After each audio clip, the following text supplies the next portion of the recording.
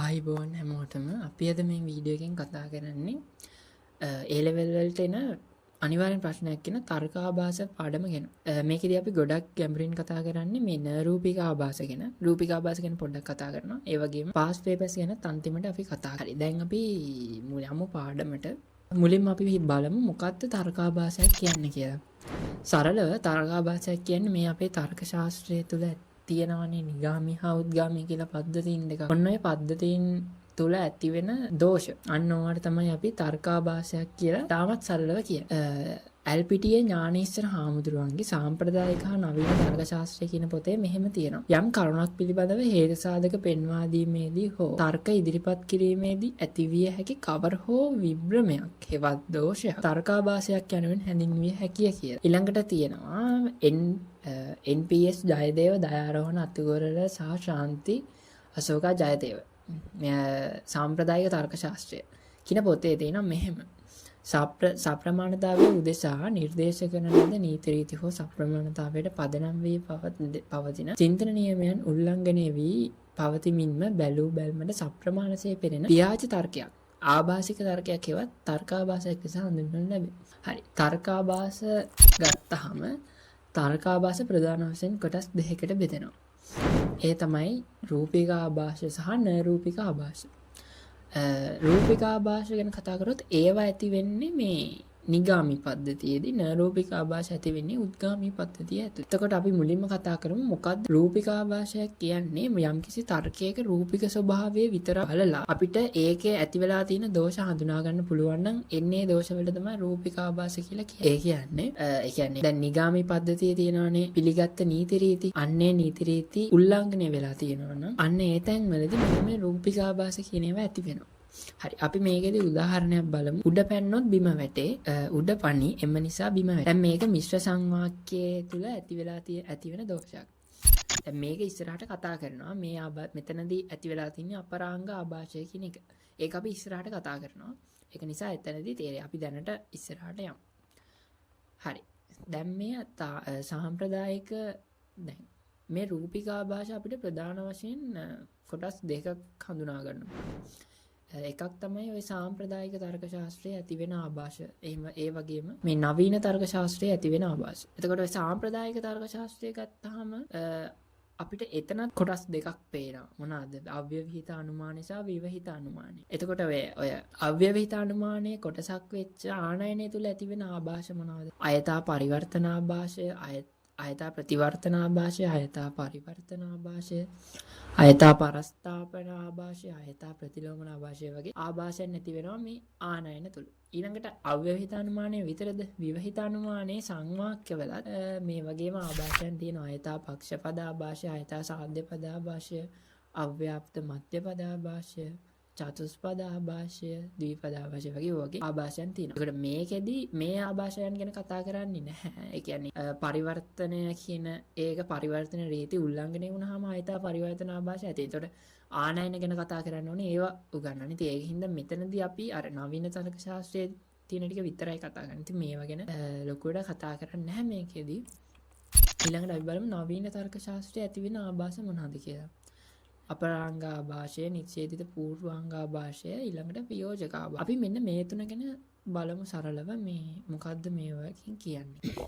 ඊළඟට දැන් මුලින්ම කතා කරන්නේ අපරාංග ආභාෂය ගැන. අපරාංග ආභාෂය මේ කතා කරන්න කලින් ඒකට දැනගන්න ඕන එක රීතියක් අස්ත්‍ය ප්‍රකාර රීතිය කියන එක. ඒකට හේතුව තමයි මේ අස්ත්‍ය ප්‍රකාර රීතිය වැරදියට පාවිච්චි කරාට පස්සේ තමයි මේ අපරාංග ආභාෂය කියන එක ඇති වෙන්නේ. ඉතින් දැන් මෙහෙමයි මම දන්නවා මේක බලන අනෙක් දන්නවා ඇති අනිවාර්යයෙන්. හැබැයි නොදන්න කෙනෙක් ඉන්නවනම් මම කියලා දෙන්නම් මොකද්ද අස්ත්‍ය ප්‍රකාර රීතිය කියන්නේ කියලා. අස්ත්‍ය ප්‍රකාර රීතියෙන් කියන්නේ ගම්ම්‍ය වාක්‍යයක පූර්වාංගය තියෙනවා නම් අපිට අපරාංගේ ලියන්න පුළුවන් කියන එක. මොකක් හරි ගම්ම්‍ය වාක්‍යයක ඒ ගම්ම්‍ය වාක්‍යයේ පූර්වාංගය තියෙනවා නම් අපරාංගේ ලියන්න පුළුවන්.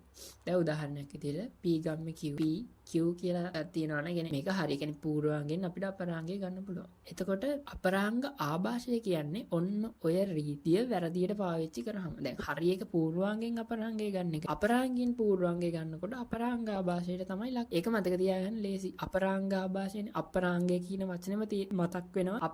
අපරාංගයෙන් පූර්වාංගය අරන් තියෙන්නේ. ඒක නිසා අපරාංග ආభාෂයට ලක් අස්ථි ප්‍රකාර රීතිය වැරදියට තමයි පාවිච්චි වෙලා තියෙන්නේ. හරි. ඊළඟට අපි බලමු මේකට උදාහරණයක්. වැසි වසින්නේ නම් ගඟ ගලයි, ගඟ ගලයි එම නිසා වැසි වසයි. හරිනම් වෙන්න ඕනේ වැසි වසින්නේ නම් ගඟ ගලයි, වැසි වසී එම නිසා ගඟ ගලයි කියලානේ. එතකොටනේ අර අස්ථි ප්‍රකාර රීතියට අනුව හරි. දැන් මෙතන වෙලා තියෙන්නේ අපරාංගෙන් තමයි පූර්වාංගය අරන් තින්නේ. එතකොට ඒක නිසා මේක අපරාංගා භාෂයට ලක් වෙලා තියෙනවා. ඊළඟට මේ පල්ලෙහා දින උදාහරණයක් ගත්තත් එතන තියෙන්නේ not p ගම්මේ not q වලින් not p කියන එක අරන් තියෙනවා. එතකොට එහෙම ගන්න බෑ. අපරාංගෙන්නේ පූර්වාංගය අරන් තින්නේ. අන්න එතකොට මතක තියාගන්න ඕක MCQ වලට එම සෑහෙන අහනවා මේ. මෙතනින් දැන් අපි ඒ වගේ MCQ ටිකුත් පස්සේ බලමු. හරි ඊළඟට අපි බලමු නාස්ති ප්‍රකාර රීතිය වැරදියට පාවිච්චි කරාම ඇති වෙන ආభాෂයක් වෙන නිෂේධිත පූර්වාංග ආభాෂය කියන්නේ මොකක්ද කියලා. දැන් මම කලින් කිව්වා වගේ මේ නිෂේධිත පූර්වාංග ආభాෂය ඇති වෙන්නේ නාස්ති ප්‍රකාර රීතිය කියන එක වැරදියට පාවිච්චි කරාමනේ. ඉතින් ඒ රීතිය මොකක්ද කියලා මම සරලව කියන්නම්. ඒ කියන්නේ දැන් ගම්ම්‍ය වාක්‍යයක අපරාංගයේ නිෂේධනය තියෙනවා නම් අපිට පූර්වාංග නිෂේධනය ගන්න පුළුවන් කියන එක තමයි මේකෙන් කියන්නේ. කියන්නේ දැන් උදාහරණයක් විදිහට p ගම්මේ q not p.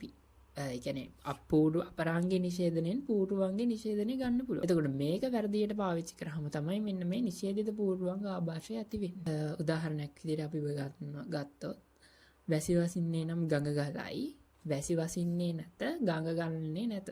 දැන් මේක වැරදිනේ. හරිනම් එන්න ඕනේ කොහමද?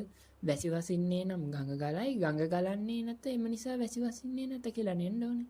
එනට ඇවිල්ලා තියෙන්නේ වැරදි. එතකොට පූර්වාංගෙන් නෙමෙයි අපරාංගය අරන් තියෙන්නේ. අපරාංග නිෂේධනයෙන් නෙමෙයි පූර්වාංග නිෂේධනය අරන් තියෙන්නේ. පූර්වාංග නිෂේධනය තමයි අපරාංග නිෂේධනය අරන් තියෙන්නේ. හරිද? එතකොට ඔක නිෂේධිත පූර්වාංග ආభాෂය කියලා ආభాෂය තමයි ඇති වෙන්නේ. මේ 8 එකත් එහෙම තමයි. not p ගාමේ not q එකෙන් අර පූර්වාංග නිෂේධනයෙන් තමයි අපරාංග නිෂේධනය අරන් තියෙන්නේ. එතකොට ඔයාලට මේක මතක තියාගන්න ලේසි. දැන් නාස්ති ප්‍රකාර රීතිය වැරදියට පාවිච්චි කරාමනේ මේ නිෂේධිත පූර්වාංග ආభాෂය ඇති වෙන්නේ. අපරාංග ආభాෂය ඇති වෙන්නේ අස්ති ප්‍රකාර රීතිය පාවිච්චි කරාම. දෙර අර අපරාංග කියන වචනෙන් තේරෙනවා නිකන් අපර අංගය කියලා. එතකොට ඔයාලට තේරෙනවා දැන් හරි එක පූර්වාංගෙන් අපරාංගය ගන්න නිසා ඔයාලට අපරාංග ආభాෂය කියද්දිම මම හිතන්නේ මතක් වෙනවා අපරාංග ආభాෂය කියපු ගමන් අර අපරාංගෙන් පූර්වාංගය අරන් තියෙන්නේ කියලා. එතකොට එතන කොහෙද නිෂේධන කතාවක් නැහැනේ. මෙතන නිෂේධිත පූර්වාංග ආభాෂය කියන එකෙන් මතක් වෙනවා පූර්වාංගයේ නිෂේධනෙන් අපරාංග නිෂේධනය අරන් තියෙන්නේ කියලා. අර එහෙම මතක තියාගන්න. එතකොට අමතක වෙන්නේ නැහැ. ඊළඟට තියෙනවා ආభాෂයක් මේ වියෝජක ආభాෂය කියලා. එහෙම නැත්නම් වෛකල්පික ආభాෂය කියලාත් කියනවා. මේ ආభాෂය ඉගෙන ගන්න කලිනුත් අපි රීතියක් ඉගෙන ගන්න ඕනේ. නාස්ති අස්ථි ප්‍රකාර රීතිය කියන්නේ මොකක්ද කියලා.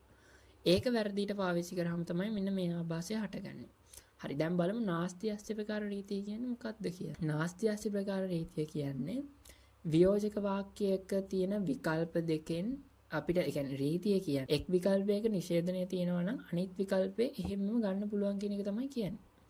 ඒ වියෝජක වාක්‍යයක එක් විකල්පයක නිෂේධනය තියෙනවා නම් අනිත් විකල්පේ ගන්න පුළුවන්. ඒ කියන්නේ දැන් උදාහරණයක් විදිහට p වියෝජක q not ඒ කියන්නේ ඒක විකල්පයක්නේ p කියන්නේ ඒ විකල්ප p එකේ නිෂේධනය තියෙනවා නම් අනිත් එක හැමම ගන්න පුළුවන්. එතකොට දැන් මේක වෙන්නේ මේක වැරදියට පාවිච්චි කරාම තමයි මේ වියෝජක ආభాෂය කියන එක ඇති වෙන්නේ. කියන්නේ උදාහරණයක් විදිහට වැසි වසින්නේ නැත්නම් ගඟ ගලයි. වැසි වසී නැත්නම් ගඟ ගලයි. වැසි වසී එම නිසා ගඟ ගලන්නේ නැත. මේක වැරදි. මොකද එන්න ඕනේ එක් විකල්පයක නිෂේධනයෙන් තමයි අනිත් විකල්පෙ හැමම ගන්න. ඒත් මෙතන වෙලා තියෙන අනිත් විකල්පෙ මුලින් එහෙමම අරගෙන එක් විකල්පයක නිෂේධනය අරගෙන. එහෙම අරකේ අනිත් පැත්ත තමයි අරන් තියෙන්නේ. එතකොට මෙන්න මේකට මෙන්න මේ වියෝජක ආభాෂය එහෙම නැත්නම් වෛකල්පික ආభాෂය කියන එක ඊළඟට අපි බලමු මේ රූපික ආభాෂ වලට නෛරූපික ආభాෂ ගැන පොඩ්ඩක් කතා කරන්න කලින් මෙන්න මේක 2014 A level වලට ඇවිල්ලා තිනවා මෙන්න මේ MCQ එක. දැන් ඔයාලට අර මම කියප එක හරියට තේරුණා නම් ඕකොල්ලෝ මම උත්තරේ කියන්න කලින් මේක නවත්තලා මේකේ උත්තරේ පුළුවන් නම් බලන්න. මේ බලලා ඊට පස්සේ මං කියන එක අහන්න. දැන් මේකේ තියෙන 2025 A level වල 25 වෙනි MCQ එක මෙතන අහලා තියෙන්නේ. නිෂේධිත පූර්වාංග ආభాෂය දක්නට ලැබෙන්නේ කුමන තර්කයේද? දැන් නිෂේධිත පූර්වාංග ආభాෂය කියන්නේ මොකක්ද කියන එක මතක් කරගන්න ටක් ගාලා. නිෂේධිත පූර්වාංග ආభాෂය කියන්නේ පූර්වාංග නිෂේධනෙන් අපරාංග නිෂේධනය ගන්න එක. අර ඒ නමෙන් මතක තියාගන්න. දැන් ඕකේ හරිනම් වෙන්නේ මතකනේ අපරාංග නිෂේධනයනේ පූර්වාංග නිෂේධනය ගන්න. ඒතකොට නිෂේධිත පූර්වාංග ආభాසයේදී වෙන්නේ පූර්වාංග නිෂේධනයෙන් තමයි අපරාංග නිෂේධනය ආරම්භය. ඒතකොට දැන් බලන්න ඕනේ එහෙම තියෙන තර්කයක් මේකේ මොකද්ද තියෙන්නේ කියලා. පළවෙනි එක බලන්නකෝ. ඒකේ not p ගම්මි q not p එම නිසා q කියලානේ තියෙන්නේ. ඒකේ අරන් තින්නේ පූර්වාංගෙන් අපරාංගෙනේ. එතකොට පූර්වාංග නිෂේධනය ගන්නවා නම් p තියෙන්න ඕනේ. p ගෙන් not q ගන්න ඕනේ. එහෙම නෙමෙයි. ඒතර පළවෙනි එකෙන් නැහැ. දෙවෙනි එක බලන්න පූර්වාංගීය නිෂේධනය. ඒ කියන්නේ p එකේ ඔන්න පූර්වාංග නිෂේධනයෙන් අපරාංග නිෂේධනය අරගෙන අන්න. එහෙනම් අපිට පැහැදිලිව වෙන උත්තරේ දෙක කියන මෙතන. ඊළඟට අපි තුන්වෙනි එකත් බලමු ඉතින්. තුන්වෙනි එකේ අරන් තියෙන ඇත්තටම මේ p ගාමේ not q q එම නිසා not p කියන. ඒතකොට අර පරාංග නිෂේධනයෙන් පූර්වාංග නිෂේධන දෙක. මේක හරි. නාස්ති ප්‍රකාර රීතියට අනුව මේ ඔය තුන්වෙනි එක හරි. එතකොට ඒක කොහොමත් උත්තරේ නෙමෙයිනේ. මෙතන අහන්නේ ආభాසයේ දින්නේ මොකේද කියලානේ. හතරවෙනි එකෙත් පූර්වාංගෙන් අපරාංග නිෂේධනය නෙමෙයි අරන් තියෙන්නේ. පස්වෙනි එකෙත් එහෙම නෙමෙයි. ඒක නිසා පැහැදිලිව අපිට උත්තරේ දෙක කියලා ගන්න පුළුවන්. මේ ඊළඟ එක බලන්න 2015 A level වල 24 වෙනි MCQ එකේ මේකේ p ගම්මේ q ditth නිෂේධන q එම නිසා ditth නිෂේධන p. මෙන්න මේ තර්කයේ තියෙන ආభాසය මොකද්ද කියලා ඒක ලොහන. මෙතනදී අර එක රීතියක් තියෙනවා මොකක් හරි වාක්‍යයක් තියෙනවා නම් ඒක අපිට ditth නිෂේධනය කරලා ආයෙ ලියන්න පුළුවන්. හරිද? එතකොට අර කලින් එකම තමයි එතකොට වෙන්නේ. එතකොට දැන් මෙතන ditth නිෂේධන q කියන්නේ q කියන එක තමයි. දැන් අපි නිකන් බලමු දැන් මේක නිෂේධිත පූර්වාංග ආభాෂයේදී නම් පූර්වාංග නිෂේධනයෙන් අපරාංග නිෂේධනය අරන් තියෙන්නේ. එතකොට මෙතන එහෙම නෙමෙයිනේ නේද? පූර්වාංග නිෂේධනයෙන් නෙමෙයිනේ අපරාංග නිෂේධනය අරන් තියෙන්නේ. එහෙනම් ඒක නෙමෙයි. අපි බලමු එහෙනම් අපරාංග ආభాසයවත් තියනවද කියලා. අපරාංග ආభాසය කියන්නේ අපරාංගෙන් පූර්වාංග. ඒකට ඇත්තටම මේකේ අපරාංගෙන් පූර්වාංග නේද අනන් තියෙන්නේ. දැන් මෙතන ditth නිෂේධන තිබ්බට මේක q නේ මෙතන වෙන්නේ. අතනක් ditth නිෂේධන p තිබ්බට ඒක p තමයි. එතකොට q එකෙන් p එක අනන් තියෙන්නේ. එහෙනම් මේක අපරාංග ආభాෂයනේ. හරිද? පළවෙනි උත්තරේ තියෙනවා පූර්වාංග නිෂේධන ආభాෂය කියලා. ඒක නෙමෙයි නිෂේධ පූර්වාංග ආభాෂය නෙමෙයි. ඊළඟට සාධ්‍ය සමාභාෂය කියන එක කොහොමත් වෙන්න බෑ. ඒක නරූපික ආభాෂ වල තියෙන එකක්. ditth නිෂේධන රීතිය වැරදි ලෙස පාවිච්චි කරලා මේ අපරාංගය විනිශ්චය කිරීමේ ආభాෂය සහිතයි. අන්න ඒක හතරවෙනි එක තමයි උත්තරේ වෙන්නේ. හරිද? හරි. දැන් අපි ඊළඟට බලමු මේ නරූපික ආభాෂයක් කියන්නේ මොකක්ද කියලා. දැන් රූපික ආభాෂ ටික ගැන උත්තරයි කතා කරන්නේ. ඒක දැන් මොකද අපේ මූලික අරමුණ මේ නරූපික ආభాෂ ගැන කතා කරන නිසා. හරි. නරූපික ආభాෂ ගැන කතා කරනකොට නරූපික ආభాෂයන් කියන්නේ තර්කයේ කරුණු විශ්ලේෂණය කරලා ඒ කරුණු විශ්ලේෂණය කිරීමෙන් අපිට හඳුනා ගන්න පුළුවන් දෝෂ තියෙනවානේ. අන්න ඒව තමයි නරූපික ආభాෂයන් කියන්නේ. ගොඩක් වෙලාවට මේ නරූපික ආభాෂයන් නැති වෙන්නේ අපි sannivedanaya කරනකොට. ඒ කියන්නේ යමෙක් තමන්ගේ නිගමනය සනාථ කරන්න ඉදිරිපත් කරන කරුණු තියෙනවානේ. ඒ කරුණු එක්කෝ නිගමනය සනාථ කරන්න අදාළ වෙන්නේ නැහැ ඒ කරුණු. නැත්තම් ඒ කරුණු ප්‍රබල නැහැ. නැත්තම් ඒව බොරු සාවද්‍යයි. නැත්තම් අසන්නා මුලාවටපත් කරනවා. ඔන්න ඔයගේ හේතු සාධක නිසා මේ තමයි මෙන්න මේ නරූපික ආభాෂයන් නැති වෙන්නේ. උදාහරණයක් විදිහට බලන්න එක්කෙනෙක් කියනවා මෙහෙම. අපි මෙන්න මේ x කියන මොනසයට ඡන්දෙ දෙන්න ඕනේ. මොකද එයා සෑහෙන දුක් විඳලා සෑහෙන මහන්සි වෙලා තමයි මේ දේශපාලනයට ආවේ. ගොඩක් දුක් කරදර මැද්දේ තමයි ආවේ. හරිද? ඒකින්ද අපි මෙයාට ඡන්දෙ දෙන්න ඕනේ කියලා. දැන් එයා දුක් කරදර විඳලා ඒ කියන්නේ ඒ අනුකම්පා සහගත බව අදාළ වෙන්නේ නැහැ නේ යාට ඡන්දෙ දෙන්න කියන එකට. එයා ඡන්දෙ දෙන්න ඕන නම් අපි එයා කියන්න ඕනේ එයා මොනවද කරලා තියෙන්නේ? ගමට මොනවද කරලා තියෙන්නේ? මෙයා මෙහෙම කරලා දෙන්න මේව කරලා තිනවා. ඒ වගේ සාධාරණ හේතු කියන්න ඕනේ. ඉතින් ඒ වගේ තත්වයන් වල තමයි මෙන්න මේ නරූපික ආభాෂයන් නැති වෙන්නේ. හරි. නරූපික ආభాෂයන් ප්‍රධාන වශයෙන් කාණ්ඩ 4කට බෙදෙනවා. පළවෙනි එක තමයි අර්ථාන්තර ආభాෂ. එහෙමත් නැත්නම් අරපි කියන නොඅදාළත්වයේ පිළිබඳ ආభాෂ කියලා. දෙවෙනි එක තමයි දුබල උද්ගමන ආభాෂ, භාෂා සාදුෂ්‍යමය ආభాෂ, සාවද්‍ය පූර්ව විනිශ්චයන් හේතු කොටගෙන ඇති වෙන ආభాෂ. මේ විදිහට කාණ්ඩ 4ක් තියෙනවා. මේ කාණ්ඩ ඇතුලේ තවත් ආభాෂයන් තියෙනවා. දැන් උදාහරණයක් විදිහට අර්ථාන්තර ආభాෂ කාණ්ඩය යටතේ තවත් ආభాෂයන් තියෙනවා. හරිද? ඒවා අපි එකින් එක බලමු. හරි. එතකොට මේ අර්ථාන්තර ආభాෂ කියන කාණ්ඩය ඇතුලේ තියෙන මේ මොනවාද? අනිත් උප ආభాෂ ටික තමයි පළවෙනි එක කියන්න බෑ. يعني ආభాෂ ටික තමයි තර්ජනාත්මක ආభాෂය, දෛන මූල ආభాෂය, ජනෝද්වේජන, පුද්ගල ආලම්බන, යදුච්චා කියලා ආభాෂ තියෙනවා. තව ආభాෂයක් තියෙනවා. ඒ වුණාට ඒක දැන් A level syllabus එකේ නැහැ. අර්ථාන්තර ආభాෂය කියලා එකක් තියෙනවා. ඒක නැහැ. ඒකින්ද මේකතර නැහැ ඒක. හරි. එතකොට අපි මේ එකින් එක බලමු මොකද්ද මේ තර්ජනාත්මක, මොකද්ද ඊට කලින් මට කියන්න ඕනේ මේ අර්ථාන්තර ආభాෂ වල තියෙන පොදු ලක්ෂණය මොකක්ද කියලා. මේකේ තියෙන පොදු ලක්ෂණය තමයි මේ තර්කයට හැමතිස්සෙම අදාළව නෙමෙයි තර්ක කරන්නේ. ඒ කියන්නේ යාගේ අරමුණ ඉටු කරගන්න එයා පාවිච්චි කරන්නේ ඒ තර්කයට අදාළ නැති කරුණු වලින් තමයි ඒක කාට හරි පිළිගන්න කියලා කියන්නේ. හරිද? ඒ කියන්නේ අර තර්කයට අදාළ නැති විදිහට කරුණ ඉදිරිපත් කරලා. එතකොට මේවල අපි එකින් එක මේ ආభాෂ ගැන කතා කරනකොට ඒවා පැහැදිලි වෙයි. හරි, මුලින්ම තර්ජනාත්මක ආభాෂය ගත්තොත් මේ තර්ජනාත්මක ආభాෂයේදී වෙන්නේ හරි තර්ජනාත්මක ආభాෂයෙන් කියන්නේ දැන් කවුරු හරි තර්කයක් ඉදිරිපත් කරනවා නම් ඒ තර්කයේ අර ඒ කියන්නේ තර්කය ඉදිරිපත් කරන කෙනා කාට හරි කියනවනේ. ඒ කියන කෙනා ඒක පිළිගන්නේ නැත්නම් ඒ වෙලාවට එයාට මානසිකව හරි කායිකව හරි මොකක් හරි පීඩාවක් ඇති කරලා එහෙම නැත්නම් එයාට තර්ජනය කරලා හරිද? ඒ කියන්නේ යාව බියවද්දලා සිත තුළ මේ මානසික පීඩනය ඇති කරලා ඒ මතය පිළිගැන්වීමට උත්සාහ කරනකොට තමයි මෙන්න මේ ආభాෂය ඇති වෙන්නේ. දැන් මේක තර්ජනය කරනකොට ඍජුවම තර්ජනය කරන්න පුළුවන්. ඔයාට මේක කරනවා ඒකින්ද මේ මං කියන එක පිළිගන්න වගේ එහෙම ඍජුවම තර්ජනය කරන්නත් පුළුවන්. නැත්තම් අයහපත් ප්‍රතිඵල හම්බ වෙනවා කියන එක අඟවනවා. මෙහෙම දේවල් වෙන්න පුළුවන් ඒකින්ද මේක කරන්න. එහෙමත් කියන්න පුළුවන්, ඍජුව තර්ජනය කරන්නත් පුළුවන්. කොහොම හරි මේකේ තියෙන මූලික දේ තමයි අසන්නාගේ සිතට තුල තර්ජනයක් බියක් ඇති කරලා මානසික පීඩනයක් ඇති කරලා තමන්ගේ මතය පිළිගන්න කියලා කියන අවස්ථාවන් වලදී. හරි, මේ උදාහරණයක් විදිහට මේක ගන්නකො. දැන් යාළුවෙක් කියනවා මේ ඔයා මගේ මතයට එකඟ වෙන්න ඕනේ. මොකද නැත්තම් ඔයා දන්නවනේ වාගේ නෝන සහ වාගේ පවුලේ අය මාත් එක්ක තියෙන සම්බන්ධය මොන වගේද කියලා. ඔයා මං කියන මතය පිළිගත්තේ නැත්තම් මට අකමැත්තෙන් වුණත් කරන්න වෙනවා. ඔයා අර පහුගිය ටිකේ හැසිරිච්ච අර අවිනීත හැසිරීම මේ වාගේ ගෙදර අයට කියන්න සිද්ධ වෙනවා. ඒක නිසා කරුණාකරලා මගේ මතය පිළිගන්න වගේ එකක් කිව්වොත් එතනදී ඒ යාළුවා මේ යාගේ මතය පිළිගන්න කියලා කියන්නේ මේ කියන්නේ පිළිගන්න ඕන සාක්ෂි කියන්නේ නැතුව මේ පවුලේ අයට තියෙන කිට්ටු සම්බන්ධතාවයක් ගැන කියලා මේ අර එයා හැසිරිච්ච විදිය. ඒ කියන්නේ ඒක තර්කයට අදාළ නැහැනේ. ඒක කියනවා කියලා තර්ජනය කළා එයාගේ මතය පිළිගන්න යන එක තමයි මෙන්න එතනදී ඒ ආభాෂය ඇති වෙලා තියෙන්නේ. එතකොට දැන් ඔය තර්ජනය කියන එක තර්කයට අදාළ නැහැ. හරිද? ඒ මතය පිළිගන්නවා නම් එයා හරිනම් ඉදිරිපත් කරන්න ඕනේ මතය පිළිගන්න හේතු. එහෙම නෙමෙයි, එහෙම ඉදිරිපත් කරන්නේ නැහැනේ. ඉතින් අර තර්ජනය කරලා පිළිගන්න කියනවා. ඉතින් එතකොට මේ ආభాෂය ඇති වෙනවා.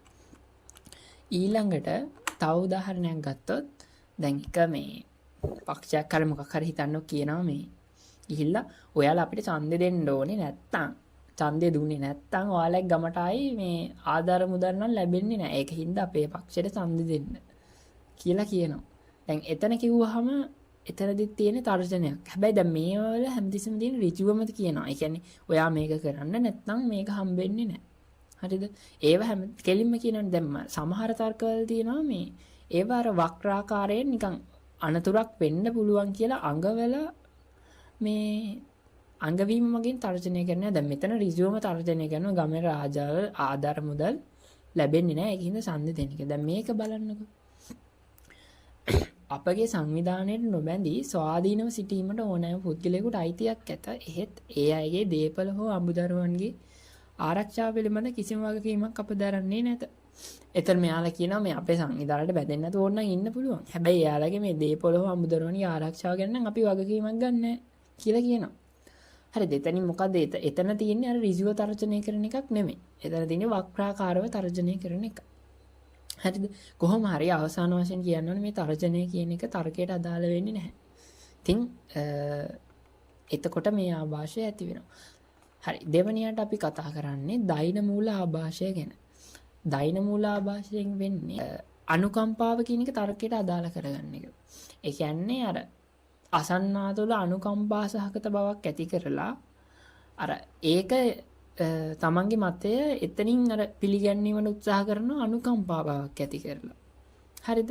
ඒ කියන්නේ දැන් උදාහරණයක් විදිහට අපිට උදාහරණයක් බැලුවොත් දැන් කියනවා එක්කෙනෙක් පියා මියගිය දරුවන් කුසගින්නේ හඬා වැළපෙද්දී රැකියාවක් නොමැති මා ඔවුන්ගේ කුසගිනි නිවීමට සොරකම් වලට සම්බන්ධ වූවා මිස සත්තකින්ම වරදක් නොකළ බැවින් මා දඬුවම් ලැබිය යුතු නොවේ කිය.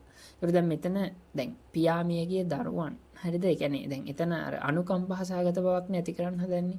පියා මිය ගිහිල්ලා ළමයි කුසගින්නේ අඬනවා. හරිද? එයාට රැකියාවකුත් නැහැ. ඉතින් මම මේ ළමයිගේ කුසගිනි නිවන්න හොරකම් කරේ. ඇත්තටම මම හොරකම් කරන්නේ එහෙම ලොකු මේ හොරකම් කරන චේතනාවක් තිබ්බේ නැහැ. ඒකින්ද මම දඬුවම් ලැබිය යුතු නොවේ කියලා. දැන් දඬුවම් ලැබිය යුතු නොවීමට අර හේතු පැහැදිලි කරන වෙනුවට එයාගේ අර අනුකම්පා සහගත ඇති බවක් ඇති කරලා ඒක පිළිගන්න උත්සාහ කරනවා. එතකොට මේ ආభాෂය ඇති වෙනවා. ඊළඟට මෙතනදී දෙවෙනි එකෙත් කියන්නේ මේ වගේ එකක් තමයි. මම උසස් වීම සඳහා නියම සුදුස්සෙක් වෙමි. පාසල් යන ළමුන් සිව් දෙනෙකුගේ පියෙකු වීමත් දැඩි ලෙස රෝගාතුර වී සිටින බිරිඳකගේ ස්වාමි පුරුෂයෙක් වීමත් ඊට හේතුවයි. දැන් දැඩි ලෙස රෝගාතුර වෙච්ච බිරිඳක් සිටීම සහ පාසල් යන ළමුන් 4 දෙනෙකුගේ පියෙක් වීම නිසා අර කියන්නේ දැන් සුදුසුකම් දැන් උසස් වීමක් ලැබෙන්න එයා සුදුසුයි කියන එක තර්කානුකූලව උපකරණ වෙනුවට අනුකම්පා සහගත බවක් ඇති කරලා ඒ තර්කය පිළිගන්න උත්සාහ කරනවා. ඒ කියන්නේ තමන්ගේ අරමුණු ඉටු කරගන්න උත්සාහ කරනවා. එතකොට තමයි මෙන්න මේ ආభాසය ඇති වෙන්නේ. ජනෝද්වේෂණ ආభాසයෙන් වෙන්නේ සාමාන්‍ය ජනතාවගේ පොදු හැඟීම් ආවේගයන් උද්දීපනය කරලා ඒ මගින් තමන්ගේ නිගමනය මේ පිළිගන්නවන්න උත්සාහ කරනවා. දැන් කලින් දෙකේදී උනේ මොකද? තර්ජනය කරා. ළඟට දෙවෙනියට උනේ අනුකම්පා සහගත. දැන් මේ එකක්වත් තර්කයට අදාළ නැහැ. දැන් මේ තුන්වෙනි එක අර උද්වේගකර බවක් ඇති කරනවා. ඒ කියන්නේ මොන විදියකට හරි උද්වේගකර බවක් ඇති කරන්න පුළුවන්. ඒ කියන්නේ තමන් මොකක් හරි විශේෂිත කාණ්ඩයකට අයිති වෙනවා කියලා අර ඒකින්ද මේ මතය පිළිගන්න. අර එහෙම කියන එක තමයි මේ තර්කාවාසිත ගොඩක් වෙන්නේ. මහාචාර්ය එක්ස්ලියෝ අලුත්ම නවකතාව හැකි ඉක්මනින් කියවන්න. දැනටමත් එහි පිටපත් දසලක්ෂයක් පමණ විකිණී අවසන්. දැන් සෑම දෙනාගේම පාහේ කතා කරන්නේ ඒ ගැන. දැන් මෙතන කියන්නේ මහාචාර්ය එක්ස්ලියෝ අලුත්ම නවකතාව කියවන්න කියලා කියනවා. අපිට පොඩි උද්වේගකර බවක් ඇති කරනවා. දැනටමත් එහි පිටපත් දසලක්ෂයක්ම විකිණීලා තියෙන්නේ. හැමෝම ඒක ගැන තමයි කතා කරන්නේ. ඒකින්ද මේ පොත කියවන්නේ. ඒ කියන්නේ මේ පොත කියවන්නේ කියලා අපිට කියන්නේ ඒක තර්කානුකූලව මේ පොතේ මොකක්ද මේ පොතේ මොන හරි මෙන්න මේවා තියෙනවා ඒකින්ද මේ පොත හොඳයි කියන්නේ එහෙම නෙමෙයි. අපිට අපේ උද්වේගකර බවක් අපේ හැඟීම් අවශ්‍යලා කියනවා මේ පොත කියවන්න කියලා කියනවා. ඒතර ඒ ආවේගයන් අපේ තියෙන උද්වේගකර බව ඒ කියන්නේ හැඟීම් ඇවිස්සීම් මගින් මේ වගේ තමන්ගේ මතය පිළිගැන්වීමට උත්සාහ කරනවා නම් ඒකට තමයි මේ ජනෝද්වේෂණ ආభాසය කියන්නේ. දෙවෙනි එක බලන්නකො මෙන්න මේක අර මම කියපු ටයිප් එකක්. සිංහලයන් වන අපට මේ මාතෘභූමිය හැර වෙන බිම් කඩක් මේ පෘථිවි තලය මත නැත. එබැවින් ඔබ සැබෑ ශ්‍රී ලාංකිකයෙක් නම් රට බේරා ගැනීමට ඉදිරිපත් විය යුතුයි. දැන් මෙතන කියන්නේ අර ඒ කියන්නේ ජාතිවාදී හැඟීම. එතකොට එතන අර තිනනේ මිනිසුන්ට අර හැඟීමක් ඒකේ තියෙනවා. එතකොට ඒක කියලා සිංහලයන් වන අපට මේ මාතෘභූමිය හැර වෙන බිම් කඩක් නැහැ. ඒකින්ද ආ සිංහලෙක් නා. හරිද? අර මිනිසුන්ගේ හැඟීම් වලට තමයි කතා කරන්නේ එතනදී. අර ඔයා සැබෑ සිංහලෙක් නම් මේ රට බේරා ගන්න ඉදිරිපත් වෙන්න ඕනේ. ඉතින් මේ වගේ ඒවා සෑහෙන තියෙනවා ඔය සටන් පාටවල එහෙම. හරිද? මේක ඕන විදිහකට වෙන්න පුළුවන්. හරිද? ඔය ටීවී ඇඩ් වල එහෙමත් තියෙන්නේ. දැන් තරුණයන් වැඩිපුරම පාවිච්චි කරන්නේ අපේ සමාගමෙන් මේ හදන සබන්. හරිද? ඒක නිසා ඔයත් සැබෑ තාරුණ්‍යයෙක් නම් අපෙන් සබන් ගන්න කියලා කියනවා. හරිද? ඒ කියන්නේ දැන් එතනදිත් මොකද්ද කරන්නේ? අර මිනිස්සුන්ගේ තියෙන උද්වේගකර බව මේ හැඟීම් එහෙම නැත්නම් අර ආවේගයන් මේ උද්දීපනය කරන එකනේ කරන්නේ. කියන්නේ අර ඒ සබන් දැන් සබන් පාවිච්චි කරනවා නම් ඒක පාවිච්චි කරන්න හේතු කියනවා වෙනුවට මේ ගොඩක් කට්ටි ගන්න අපේ සබන්. හරිද? ඒකින්ද ගන්න. එහෙම කියන එක හරියන්නේ නැහැ. හරි. මෙහෙම ගන්නකො තව එකක්. ඔන්න දැන් ගෑනු කෙනෙක් යනවා කියනකොට රෙදි කඩේකට ගිහිල්ලා මේ සාරියක් ගන්න. රෙදි කඩේකට ගියාට පස්සේ දැන් අහනවා මේකේ ගාණ කීයද? ඊට පස්සේ කියනවා ටිකක් ගාණ ලොකු ගාණක් කියනවා. ඊට පස්සේ දැන් අර කාන්තාව කියනවා මේ මට එච්චර ගන්න සල්ලි නැහැ. ඊට පස්සේ අර මිනිස්සයා කියන්නේ දැන් අර මිනිස්සයා කියනවා මේ මිස් මේක මේ මිස්ටර් ලස්සනට ගැලපෙනවා. මේක ඇඳහම් මිස් ලස්සනට පෙනෙයි. මිනිස්සු හැරි හැරිත් බලයි මිස් දිහා. ඒකින්ද මිස් මේක ගන්න පාඩුවක් වෙන්නේ නැහැ මේක ගත්තා කියලා. මොකද මිස්ට මේක ගන්නට ගැලපෙනවා.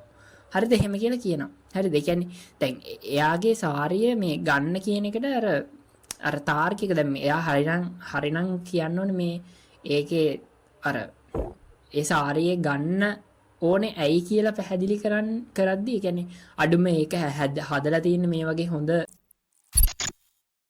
වලින් ඒක හින්දා ගන්න එහෙමවත් කියන්නේ නැතුව කියන්නේ අර යාගේ තියෙන අර මේ ආවේගයන් උද්දීපනය වෙන විදිහට ආවා ලස්සනට පෙනේ ඒකින්ද ගන්න ඒ වගේ කිය.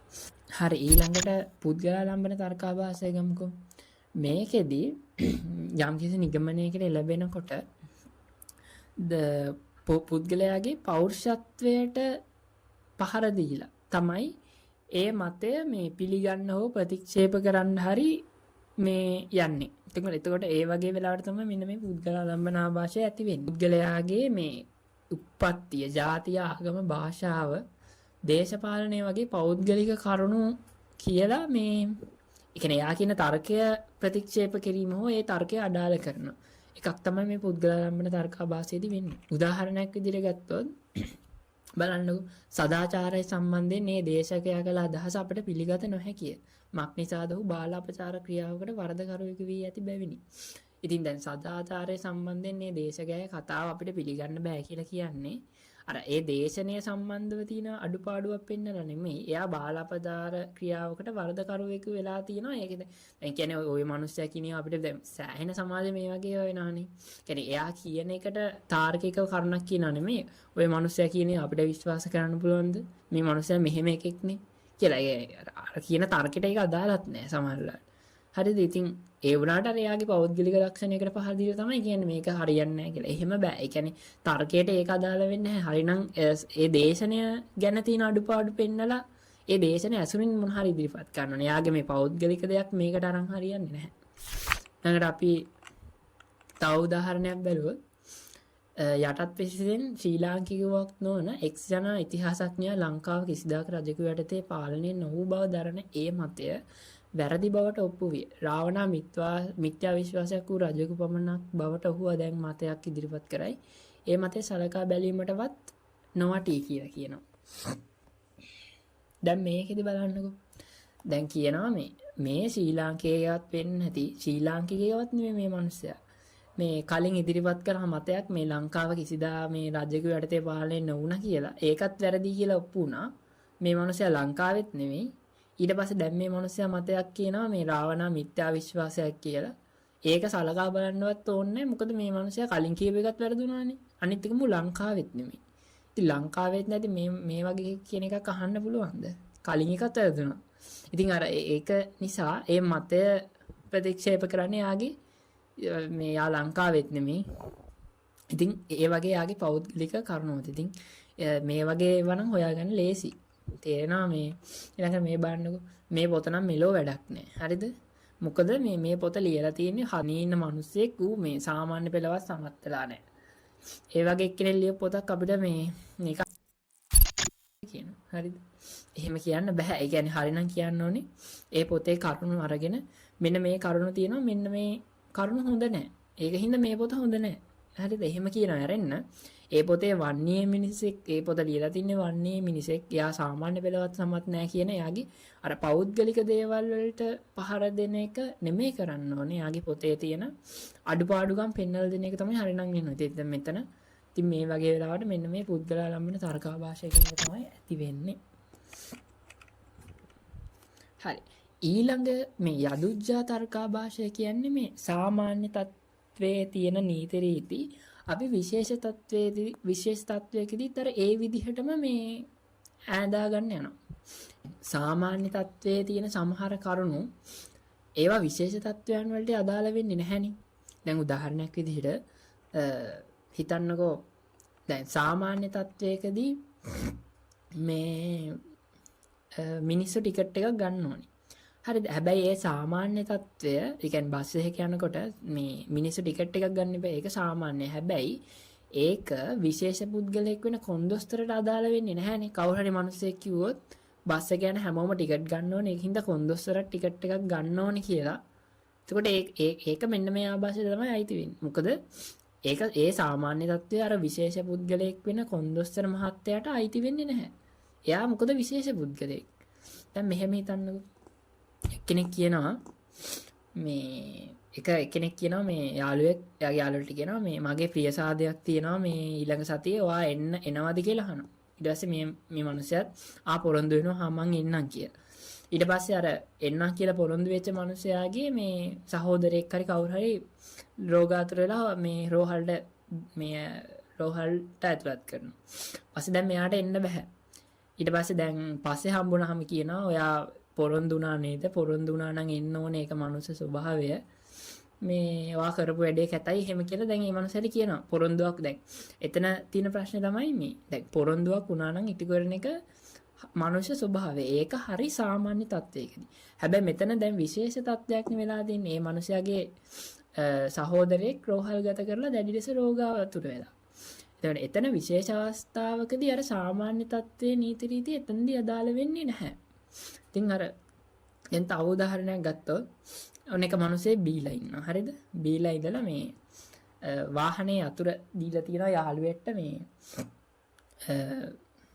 නෙමෙයි අපි මෙහෙම තුවක්කුවක් කියලා හිතන්නකෝ. මේ තමන්ගේ යාළුවෙක්ට දෙනවා තුවක්කුවක් දීලා තියෙනවා. මේ ඊට පස්සේ ඒ දුන්න මිනිස්සයා වෙලාවක බීලා මේ එයාගේ පරණ මොකක් හරි කෝන්තරයක් මේ පිරිමහා ගන්න මේ හොඳටම බීලා. හරිද? ඉල්ලනවා යාළුවගෙන් ආයි මම දුන්න තුවක්කුව ආයි දෙන්න කියලා. දැන් දෙයක් ඉල්ලගත්තා නම් ඒක දෙන්න ඕනේ. ඒක සාමාන්‍ය තත්ත්වය. හැබැයි දැන් මේ මිනිස්සයා බීලා ඉන්නේ හොඳට මේ ඇස්සේ අර එකෙක්ගේ මේ මොකද්ද වලියක් ඒ ඇස්සේ. හරිද? ඉතින් ওই වෙලාවට තුවක්කුව දෙන එක හරියන්නේ නැහැනේ. ඒක සාමාන්‍ය තත්ත්වයකදී දුන්න දෙයක් ආයි දෙන්න ඕනේ. හැබැයි දැන් මේ මිනිස්සයා බීලා ඉන්නේ. නැත්තම් හිතන්න බීලා වාහනේ යතුරු ඉල්ලනවා කියලා. එතකොට දැන් එයාගේ වාහනේ නම් එයාට යතුරු දෙන්න ඕනේ. හැබැයි ඒක විශේෂ අවස්ථාවක් මේ මිනිස්සයා බීලා ඉන්නේ කොහේ හරි හප්ප ගත්තොත් හරිද? ඒක විශේෂ අවස්ථාවක් නිසා අර සාමාන්‍ය තත්ත්වයේ නීති රීති අර විශේෂ අවස්ථාවකදී අදාළ වෙන්නේ නැහැ.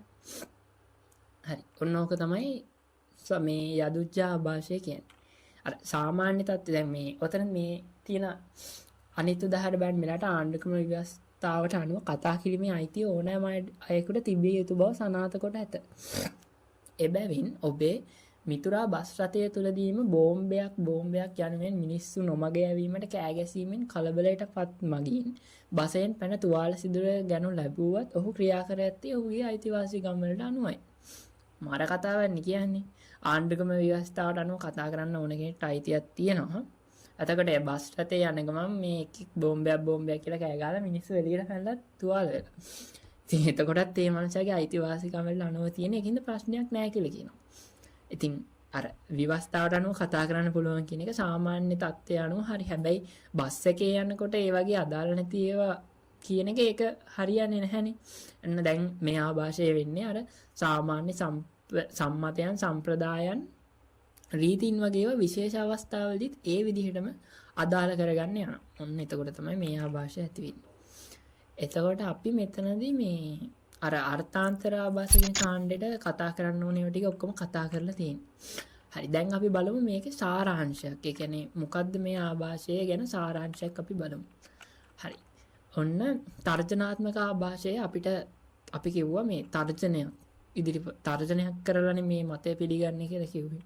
මේ දැන් මේ හැම එකෙම තියෙන පොදු ලක්ෂණය තමයි මේ තර්කයට අදාළව නෙමෙයි තර්ක කරන්නේ.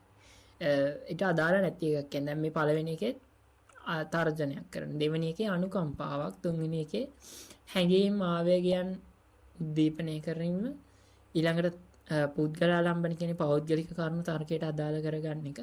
යදුච්ඡා කියන්නේ සාමාන්‍ය තත්වයකදී අර විශේෂ මේ නීතියේදී විශේෂ අවස්ථාවලදී අදාළ කරගන්න යනවා. ඉතින් මේ ටික මතක තියාගන්න. ඊළඟ එක තමයි මේ දුබල උද්ගමන ආభాස කියන්නේ. මේක ඇතත තියෙනවා. ඒ කියන්නේ මේකේ තියෙන පොදු ලක්ෂණය තමයි මේ කියන්නේ දැන් කලින් එකට අදාළ නැහැ තිබ්බ සාක්ෂිය මේ ඒ කියන්නේ තර්කයට අදාළ නැහැ. මේකේ දැන් දුබල උද්ගමන ආభాසය වෙන්නේ මේකේ තර්කයට පොඩ්ඩක් අදාළ වුවත් ඒවා ප්‍රබල නැහැ. නැත්තම් දුර්වල සාක්ෂි. නිසා ඒක තමයි මේකේ තියෙන පොදු ලක්ෂණය. හරිද? ඒ කියන්නේ සාක්ෂි ප්‍රබල නැහැ, සාක්ෂි දුර්වලයි. ඉතින් මේක තමයි පොදු ලක්ෂණය. මේක යටතේ අපිට ආප්ත ප්‍රමාණ ආభాසය, අඥාන මූලික ආభాසය, නගම්‍යත ආభాසය, කාකතාලී ආభాසය, විලෝමයේ අදුච්ච ආభాසය වගේ ආభాස හඳුනා ගන්න පුළුවන්. මුලින්ම අපි කතා කරමු ආප්ත ප්‍රමාණ ආభాසය කියන්නේ මොකක්ද කියලා. මේ මොන හරි ශාස්ත්‍රයක මේ කියන්නේ මොන හරි මතයක් සනාථ කරන්න මේ සම්භාව්‍ය පුද්ගලයෙක් කියලා තියෙනවා කියලා හරි. එහෙම නැත්නම් මේ වගේ හොඳ මේ ග්‍රන්ථයක කියලා තියෙනවා හරි මේ කියලා තියෙනවා හරි යමක් පිළිගන්නවා ඒක ඇත්ත කියලා. දැන් උදාහරණයක් විදියට මේ හිතන්නකො මෙහෙම ගබ්සා කිරීම මේ හරියන්නේ නැති කියන්නේ හොඳ නැති ක්‍රියාවක් කියලා කවුරු හරි ආගමික නායකයෙක් කියනවා. ඒකින්ද අපි මේක හරි කියලා පිළිගන්න ඕනි කියලා කවුරු හරි මිනිහෙක් කියනවා. එතකොට දැන් එතනදී එයා ඒ ගබ්සාව කියන එක හොඳ නැහැ කියන එක කියන්නේ අර ආගමික නායකයා කියපු හින්දා. අන්න එතකොට ඒ සම්භාව්‍ය ආප්තයක් මත තමයි ඒක මේ පිළිගන්න යන්නේ. ඉතින් එහෙම පිළිගන්න යනකොට තමයි මෙන්න මේ ආభాෂය ඇති වෙන්නේ. හරි මේකේ අපි උදාහරණ බලමුකෝ. පළවෙනි එක ජගත් යෞවන රාජිනිය බඩ යමාරුව තුරන් කිරීමට අරලු පෙති ගනි. ජගත් යෞවන රාජිනියට බඩ යමාරුව ඇති බවට කිසිම සැකයක් නැත. එහෙයින් බඩ යමාරුවට හොඳම බෙහෙත අරලු පෙති. දැන් මේක හරිද? දැන් ජගත් යෞවන රාජිනිය කියන්නේ යම්කිසි ශාස්ත්‍රයක මේ දක්ෂතාවයක් හරි ජනප්‍රියතාවයක් ඇති පුද්ගලයෙක් කියන්නකෝ. ඒත් එයාට බඩ යමාරුවට අරලු පෙති ගන්නවා කියලා කියන්නේ එයා ඒ ශාස්ත්‍රය පිළිබඳ එයාට මේ දැනුමක් නැහැනේ. ඒ කියන්නේ ඒක කියන්න අඩුම වෛද්‍යවරයෙක්වත් ඒ කියන්නේ එයා ඒ පැත්තට දැනුමක් නැහැනේ. ඉතින් එයාට කියන්න බෑනේ මේ බඩ අමාරුවට හොඳ අරලු පෙති කියලා. මේ තරංකරුවෙක් වෙච්ච උසෙන් බෝල්ට් කියනවා මේ ලෝකේ තියෙන හොඳම පෝෂජනක පානය කොත්තමල්ලි කියලා. හරිද? එතකොට අපි ඒක පිළිගත යුතුයි කියලා මතයක් ඉදිරිපත් කරනවා. එතකොට දැන් උසෙන් බෝල්ට් කිව්වනම් අපිට පිළිගන්න පුළුවන් එයාගේ දුවන ඒ කියන්නේ ධාවන ගැන මොකක් හරි එකක් ඒ සම්බන්ධ දෙයක්. ඒතකොට එයාට මේ පෝෂජනක පානයක් ගැන කියන්න එයාට අදාළ නැති ශාස්ත්‍රයක් නේක. එතකොට අපි එයාගේ ජනප්‍රියතාවය හේතු කොටගෙන ඒක පිළිගන්න යනකොට තමයි මෙන්න මේ ආభాෂය ඇති වෙන්නේ. හරි. ඊළඟ එක තමයි අඥාන මූලික තර්කාභාසය කියන්නේ. උදාහරණයක් විදිහට මෙහෙම ගන්නකො. අපිට කියන්න පුළුවන් මොකක් හරි පැවැත්මට සාක්ෂි නැත්තම් අපි හිතනවා ඒක නැහැ කියලා නිගමනය කරනවා. එතකොට ඒක අඥාන මූලික තර්කාභාසයක්. උදාහරණයක් විදිහට කිව්වොත් කවුරු හරි කියනවා ඇමේසන් වනාන්තරයේ කිඹුලන් නැහැ කියලා තාම කවුරුත් හොයාගෙන නැහැ. ඒකින්ද කිඹුලෝ නැහැ කියලා හිතනවා. ඒ කියන්නේ දැන් කිඹුලන්ගේ පැවැත්මට සාක්ෂි කවුරුත් හොයාගෙන නැහැ කියලා අපිට කියන්න පුළුවන්ද කිඹුලෝ නැහැ කියලා? එහෙම කියන්න බැහැනේ. කියන්නේ ඒක සාක්ෂි නැති වුණ පමණින් ඒක නැහැ කියන්න බැහැනේ. දැන් උදාහරණයක් විදිහට දැන් කෙනෙක් කියනවා දැන් මම නිමල් හමුවීමට ඔහුගේ නිවසට ගිය සෑම විටම ඔහු නොසිටි හේයින් කිසිම විටක ඔහු නිවසේ නැතයි මම නිගමනය කරනවා. එහෙම නිගමනය කරන්න පුළුවන්. ඒ කියන්නේ දැන් එයා බලන්නේ නැති වෙලාවෙ එයා ඉන්න පුළුවන්. එහෙම ඉන්න පුළුවන්. ඉතින් ඒකින්ද අපිට ඒක සාක්ෂි නැහැ කියලා අපිට කියන්න බෑ. හරිද? ඔන්න ඕක. ඊළඟට තව මෙහෙමත් වෙන්න පුළුවන්. මොකක් හරි දෙයක නොපැවැත්මට සාක්ෂි නැත්නම් ඒක තියෙනවා කියලාත් හිතනවා. ඒ කියන්නේ දැන් උදාහරණයක් විදිහට යක්ෂීන් නැති බව මේ වෙනතෙක් කවුරුත් හොයාගෙන නැහැ. ඒකින්ද යක්ෂයෝ ඉන්නවා කියලා හිතනවා. හරිද? එහෙම හිතුවත් වැරදි. ඉතින් මේ විදිහටත් වෙන්න පුළුවන්. නැත්නම් වගේ අර අපොස උසස් පෙළ විභාග අපේක්ෂකයන් බුද්ධිමත් ඒයින් විභාග අපේක්ෂක වෙන සරත්ද බුද්ධිමත්. එතකොට සරත් කියන්නේ උසස් පෙළ විභාග අපේක්ෂකයෙක්ද කියලා කියවිලා නැහැ. ඉතින් එතකොට අපි ඒකත් අපේ නොදැනුවත්කම නිසා ඔප්පු වෙච්ච නැති කරුණක් අපි පිළිගත්තත් හරියන්නේ නැහැනේ. මොකද සරත් කියන එක මේ උසස් පෙළ විභාග අපේක්ෂකයෙක්ද කියන එක ඔප්පු වෙලා නැහැ. එතකොට අපේ නොදැනුවත්කම හින්දා ඔප්පු වෙච්ච කරුණ නැති එකක් ඔප්පු වුණා කියලා අපිට හිතන්න බෑ. ඊළඟට තියෙන්නේ නගම්‍යතා තර්කාභාෂය. මේ නගම්‍යතා තර්කාභාෂයේදී වෙන්නේ මේ දෙන ලද සාක්ෂි තියෙනවනේ. ඒක නිගමනය ඔප්පු කරන්න නිකන් ප්‍රමාණවත් කියලා පේනවා වගේ ඒ උනාට ප්‍රමාණවත් නැහැ. කියන්නේ ලාවට නිකන් ළඟින් යනවා. ඒ උනාට දෙන ලද සාක්ෂි නිගමනය ඔප්පු කරන්න තරම් ප්‍රමාණවත් නැහැ. හරිද? නිගමනය අනිවාර්යෙන් ගම්ම්‍ය වෙන්නේ නැහැ. හරිද? ඒ වගේ දැන් ගම්ම්‍යතා කියන නමෙන්ම තේරෙනවානේ ගම්ම්‍ය වෙන්නේ නැහැ කියලා හරියට.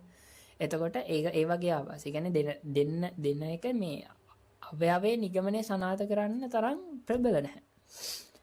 ඉතින් අපි බලමු පළවෙනි එක.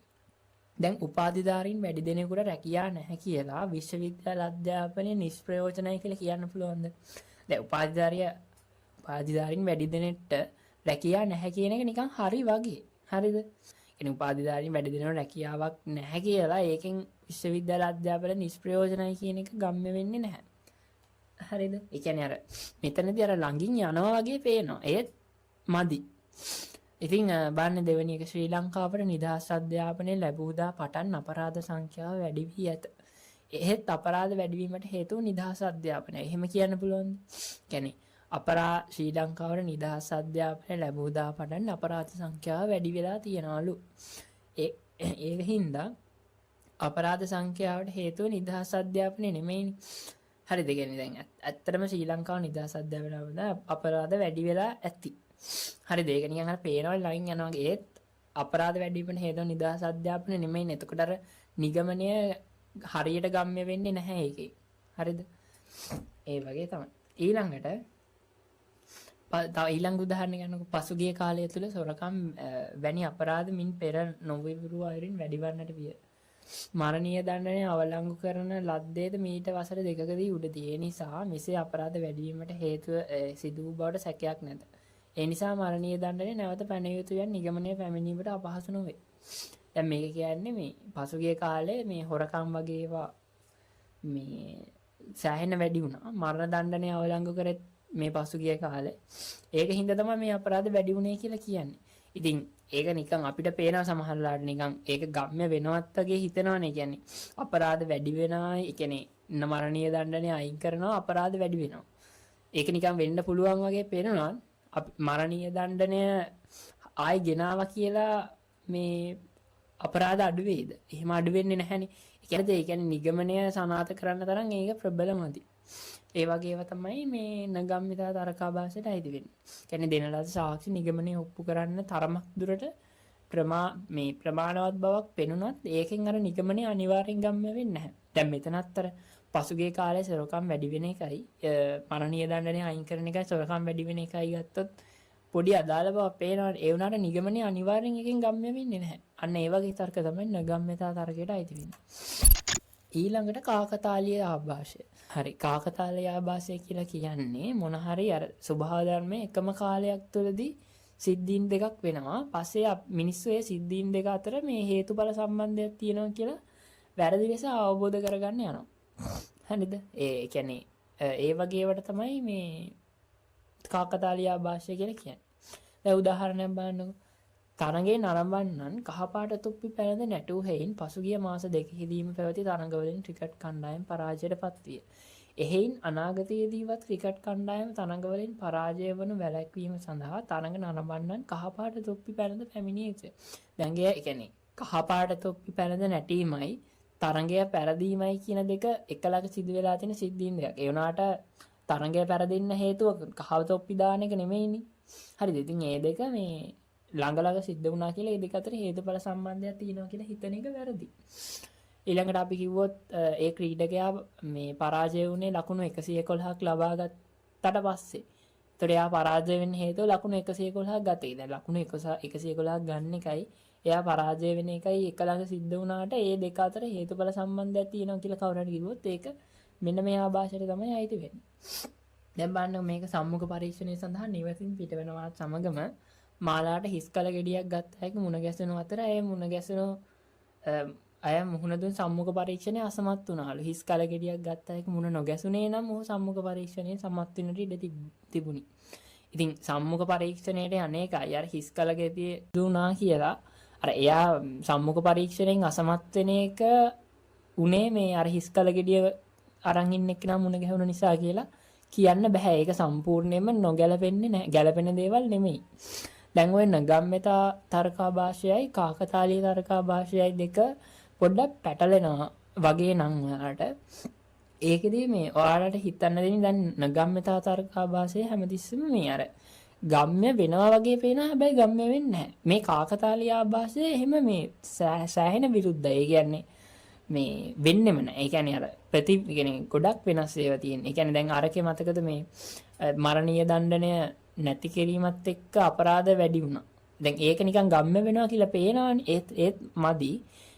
කාකතාලයක එහෙමවත් වෙන්නේ නැහැ. දැන් හිතන්නකො මේ හිස් කල ගෙඩියක් ගත්ත අයෙක් මුණ ගැහුණා කියලා සම්මුඛ පරීක්ෂණය අසමත් වෙනවා කියලා ඒ දෙක අතර සම්බන්ධයක් නැහැනේ. නැත්නම් කවුරු හරි කපල් එකක් විවාහ වෙච්ච දවසේම ඇක්සිඩන්ට් වෙලා මැරුණා නම් කවුරු හරි කියනවා එයා එදා විවාහ වුණ නැත්නම් මේ මැරෙන්නේ නැහැ. මැරෙන්න හේතුව විවාහ වුණේ හින්දා. එතකොට ඒක විවාහ වෙන එකයි හැප්පිලා මැරුණ එකයි අතර මේ හේතු ඵල සම්බන්ධයක් නැහැනේ. එතකොට මේ දෙක ළඟින් යනවා කියලාවත් පේන්නේ නැහැනේ. අන්න ඒවා කාකතාලීය ආවාස. එහෙම නැත්නම් ගිගුරුම් හඩක් ඇහෙද්දිම ප්ලේන් එක බිම වැටෙනවා. ප්ලේන් එක බිම වැටෙන හේතුව ගිගුරුම් හඩක් ඇසිච්ච එක. එහෙම වෙන්නේ නැහැනේ. ඒ කියන්නේ මේ දෙක එක ළඟ වුණා කියලා ඒකට අර මේකයි හේතුව මේ හේතුඵල සම්බන්ධයක් නැහැ. ඉතින් ඔන්න ඔකට තමයි කාකතාලීය ආభాෂය කියලා කියන්නේ. හරි. දැන් අපි බලමු මේකේ මම ආభాෂ ටිකක් දෙන්න මේ දෙක තියෙන්නේ මේ කාකතාලීයකයි නගම්‍යතා කියන ආభాෂ දෙකයි. ඕගොල්ලෝ මේක හදනකොට ඔයාලා මුලින්ම මම ආభాෂය මේ දැම්මට පස්සේ ඔයාලා ඒක නවත්තලා උත්තරේ කියන්න. කිව්වට පස්සේ බලන්න ඒ උත්තරේ හරිද? හරි. පළවෙනි එකේ තියෙන්නේ අසල දේවස්ථානයේ සීනුව නද මේකේ තියෙන්නේ නගම්‍යතා කාකතාලී කියන ආభాෂ දෙක විතරයි ඈ. කියන්නේ මේ දෙක සාමාන්‍යයෙන් ටිකක් පැටලෙනවානේ. එතකොට ඔයා බලන්න මේ ඔයාලට දැන් මේ දෙක තේරුණා නම් මේ ටිකට උත්තර ලියන්න පුළුවන්. දැන් නගම්‍යතා කියන්නේ ගම්ම්‍ය වෙන්නේ නැහැ කියන එක. කාකතාලී කියන්නේ ස්වභාව ධර්මයේ එකලඟ සිදුවෙන සංසිද්ධීන් දෙකක් අතර හේතුඵල සම්බන්ධයක් තියෙනවා කියලා හිතනවා. හරිද? අර එකලඟ සිදුවෙන සංසිද්ධීන් දෙකක් තියෙනවා නේ කාකතාලීය ආభాෂයේදී. හරිද? දැන් නගම්‍යතාවලත් එහෙම තියෙන්න පුළුවන්. හැබැයි ඒ දෙක කියන්නේ අඩුම තරමේ පොඩ්ඩක් ළඟින්වත් යන්න ඕනේ. දැන් මේ කාකතාලීය කියව එහෙම ළඟින්වත් යන්නේ නැහැ. හරි. බලන්න දැන් පළවෙනි එක. ඔයාලා මේකට උත්තර හතරක් හිතාගෙන අහන්න ඊටු ටික. අසල දේවස්ථානයේ සීනුව නාදවත්ම කොළඹ කොටුවේ සිට මාතර බලා යන සීග්‍රාමී දුම්රිය ගමන් ආරම්භයි. එහෙයින් දුම්රිය ගමන් ආරම්භීමට හේතුව දේවස්ථානයේ සීනුව නාද වීම. ඉතින් සීනුව නාද වෙන හින්දා කෝච්චිය ගියා කියලා කෝච්චිය යන්න හේතුව සීනුව නාද වීම නෙමෙයිනේ. ඒ දෙක කිසිම ගැළපීමක් නැහැ. ඒකින්ද පැහැදිලි මේක කාකතාලීය ආభాෂය කියලා. රටේ යන් කවර රටකටත් වඩා අපේ රටේ යන් කවර රටකටත් වඩා ආගමික පුද පූජා වලට තැනක් තිබේ. එහෙත් දිනෙන් දිනම අපරාධ සංඛ්‍යාව ඉහළයි. අපරාධ සංඛ්‍යාව ඉහළ යන්නේ ආගමික පුද පූජා අඩු කරන්න ඕනේලු.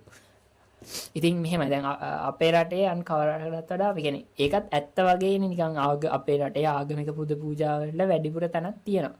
ඒත් අපරාධ සංඛ්‍යාව ඉහළ යන එක අඩු කරන්න නම් ආගමික පුද පූජා අඩු කරා කියලා ඒක වෙන්නේ නැහැනේ. කියන්නේ නිගමනේ ගම්ම්‍ය වෙන්නේ නැහැ. දැන් මෙතනත් නිකන් අපිට හිතනවා දැන් රටේ පුද පූජා වලට තැනක් හිමි වුණා කියලා. ඒකයි අපි දැන් රටේ යන් කවර රටකටත් වඩා ආගමික පුද පූජා වලට තැනක් හිමි වේ. එහෙත් දිනෙන් දිනම අපරාධ සංඛ්‍යාව ඉහළයි. අපරාධ අඩු වීමට නම් අප විසින් කළ යුත්තේ ආගමික පුද පූජා අඩු කිරීමයි. දැන් මේක අව්‍යාවෙන් නිගමනේ ගම්ම්‍ය වෙන්නේ නැහැනේ. දැන් පොඩි නිකන් ළඟින් යනවා වගේ කියන්නේ රටේ අපේ ඇත්තටම අපේ කවර ආගමික පුද පූජා වැඩි. එහෙත් දිනෙන් දිනම අපරාධ සංඛ්‍යාව වැඩි වෙනවා. ඒකත් හරි. හැබැයි අව්‍යාවේ නිගමනේ ඔප්පු කරන තරම් අව්‍යාවේ ප්‍රමාණවත් මදි. ගම්ම්‍ය වෙන්නේ නැහැනේ. දැන් අර කාකතාලීයකේදී සම්පූර්ණයෙන් වෙනස්. මේක ගම්ම්‍ය වෙන්නේ නැහැ. ඒ කියන්නේ ඔප්පු කරහිනම් නගම්ම්‍යතා තමයි මේකට එන්නේ. ඊළඟට මට මතක ඇති කාලෙක ඉඳන් මම කොත්තමල්ලි අනුභව කරලා තියෙනවා. ඒක හින්දා මට ඇදුම රෝගයේ මම පීඩා වෙන්නේ නැහැ. මම අවවාද කරන්නේ ඔබ දිනපතා කොත්තමල්ලි සල්පයක් පානය කළ යුතු බවයි. එවිට ඔබගේ ඇදුම රෝගය සුව වනු ඇත. එතකොට දැන් කොත්තමල්ලි පානය කිරීමයි ඇදුම රෝගයයි අතර සම්බන්ධයක් තියෙනවද? ඒ කියන්නේ සම්බන්ධයක් නැහැනේ කොත්තමල්ලි ඇදුම රෝගය ගැන. එතකොට මේ දෙක මේ ගම්ම්‍ය වෙන්නේ නැහැ. ඒ කියන්නේ ඇදුම රෝගයයි මේ කොත්තමල්ලි කියන්නේ දෙකක්නේ. එතකොට මේක කාකතාලීය ආభాෂය. කියන්නේ මේ එක ළඟ සිදුවෙන සංසිද්ධීන් දෙක අතර හේතුඵල සම්බන්ධයක් තියෙනවා කියලා තමයි හිතලා තියෙන්නේ. ඊළඟට විශ්වවිද්‍යාල පිළිබඳ බලවත් විවේචන එල්ල වෙමින් පවතී. රටට අවශ්‍ය බුද්ධිමතුන් විශ්වවිද්‍යාල වලින් බිහි නොවන බව පෙනේ. එබැවින් අපට ඇති පැහැදිලි එකම විසඳුම වන්නේ විශ්වවිද්‍යාල වසා දැමීමයි. දැන් විශ්වවිද්‍යාල වලින් රටට අවශ්‍ය බුද්ධිමතුන් බිහි වෙන්නේ නැහැ කියන එක පේනවා. ඒක නිකන් ඇත්ත වගේනේ. අර නිකන් ඇත්ත වගේ පේන ළඟින් යනවා. හරිද? ඒ වුණාට මදි. මේ නිගමනය ඔප්පු කරන්න තරම් මදි. හරිද? එහෙනම් මේක අපිට තේරෙනවා මේක නගම්‍යතා කියලා. ක්‍රීඩා තරගයේ ආරම්භ නොකළේ නම් වැසි නොලැබෙනු ඇත.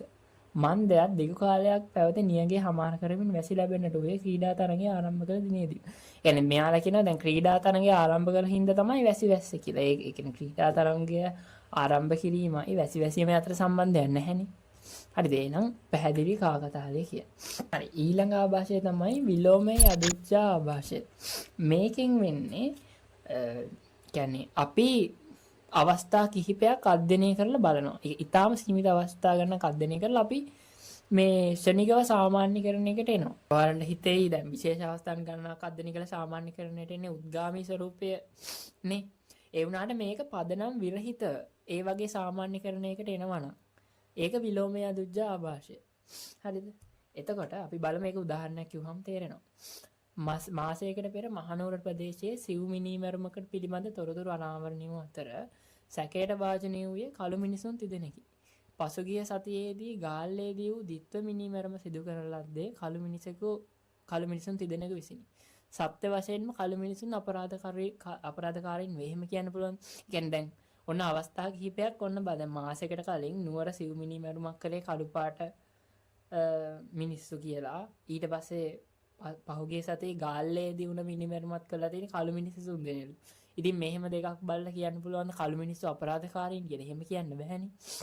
ඉතින් අර මේ වගේ සාමාන්‍යකරණ කියන්නේ පදනම් විරහිතව පොඩි අවස්ථා ගණනක් බලලා සාමාන්‍යකරණයකට එනවා නම් අපි ඒකට කියනවා විලෝමයේ අදුච්ච ආభాෂය කියලා. දැන් අපි බලමු මේකේ සාරාංශය. දැන් ආප්ත ප්‍රමාණ ආభాෂය මතකද මොකක් හරි ශේෂ්ත්‍රයකට නිපුණත්වයක් ඇති පුද්ගලෙක් එයාට අදාළ නැති ශේෂ්ත්‍රයක් ගැන අදහස් පළ කරලා අපි ඒක පිළිගන්න යනවානේ. ඒක නෙවුනේ ආප්ත ප්‍රමාණ ආభాෂයේදී. අඥාන මූලික ආభాෂයේදී උනේ අසන්නාගේ නොදැනුවත්කම නිසා කිසිසේත් ඔප්පු නොවූ කරුණක් ඔප්පු වුණා කියලා පිළිගන්න ගියා. නගම්මිතා එකේ උනේ දෙන ලද සාක්ෂි වලින් නිගමනය සම්පූර්ණයෙන් ගම්ම්‍ය වුණේ නැහැ. කාකතාලී එකේදී උනේ එක ළඟ සිදුවන සංසිද්ධි දෙකක් අතර හේතුඵල සම්බන්ධයක් තියෙනවා කියලා වැරදියට හිතුවා. විලෝමයේ අදුච්චායකේ උනේ කිසියම් ප්‍රපංචයක විශේෂ අවස්ථාවන් කිහිපයක් පමණක් අධ්‍යයනය කළ ශනිකව සාමාන්‍යකරණයකට පැමිණෙන එක. හරි. එතකොට ඊළඟට අපිට කතා කරන්න ඉන්නේ සාවද්‍ය පූර්ව විනිශ්චයන් හේතු කොටගෙන ඇතිවන ආభాෂ කියන එක. මේකේ පොදු ලක්ෂණය තමයි මොකක් සනාථ කිරීමට අවශ්‍ය සිද්ධිය මේ කල් තබා තීරණය කළ නැවත මේ ඒ පූර්ව විනිශ්චය සාක්ෂියස ගෙනහැර දක්වනවා. හරිද? ඒ කියන්නේ අර එකම දේ කියනවා වගේ තමයි. හරි. ඊළඟට මේක ඇතුලේ ආభాෂ තුනක් තියෙනවා. සාධ්‍ය සමාභාෂය, බහු ප්‍රශ්න ආభాෂය සහ සාවද්‍ය ද්විධාකරණ ආభాෂය කියලා. හරි. එතකොට මුලින්ම බලමු සාධ්‍ය සමාභාෂය කියන්නේ මොකක්ද කියලා. සාධ්‍ය සමාභාෂය කියන්නේ ඔප්පු කළ යුතු ඇති කරුණක් ඔප්පු කිරීමකින් තොරව ඊට යොදා ගන්නා සාක්ෂි තුළම ඇතුළත් කිරීමෙන් අනතුරුව එයම නිගමනය ලෙස ප්‍රකාශ කිරීම. මේ කියන්නේ ඔප්පු කරන්න ඕන කරුණක් ඔප්පු කරන්නේ නැතුව අර ඒකම වක්‍රාකාරයෙන් නිගමනයත් කියනවා. ඒ කියන්නේ හරිනම් අපි නිගමනය ඔප්පු කරද්දී මේ හුදෙක් ඒක තර්කානුකූලවනේ ඔප්පු කරන්න ඕනේ. ඒත් එහෙම ඔප්පු කරන්නේ නැතුව ඍජුව හරි වක්‍රව හරි අවයවයන් තුල තියෙන ඒවාම නිගමනයේදීත් කියනවා. හරිද? එතකොට ඒ වගේ වෙලාවට තමයි මේ සාධ්‍ය සමාභාෂය ඇති වෙන්නේ.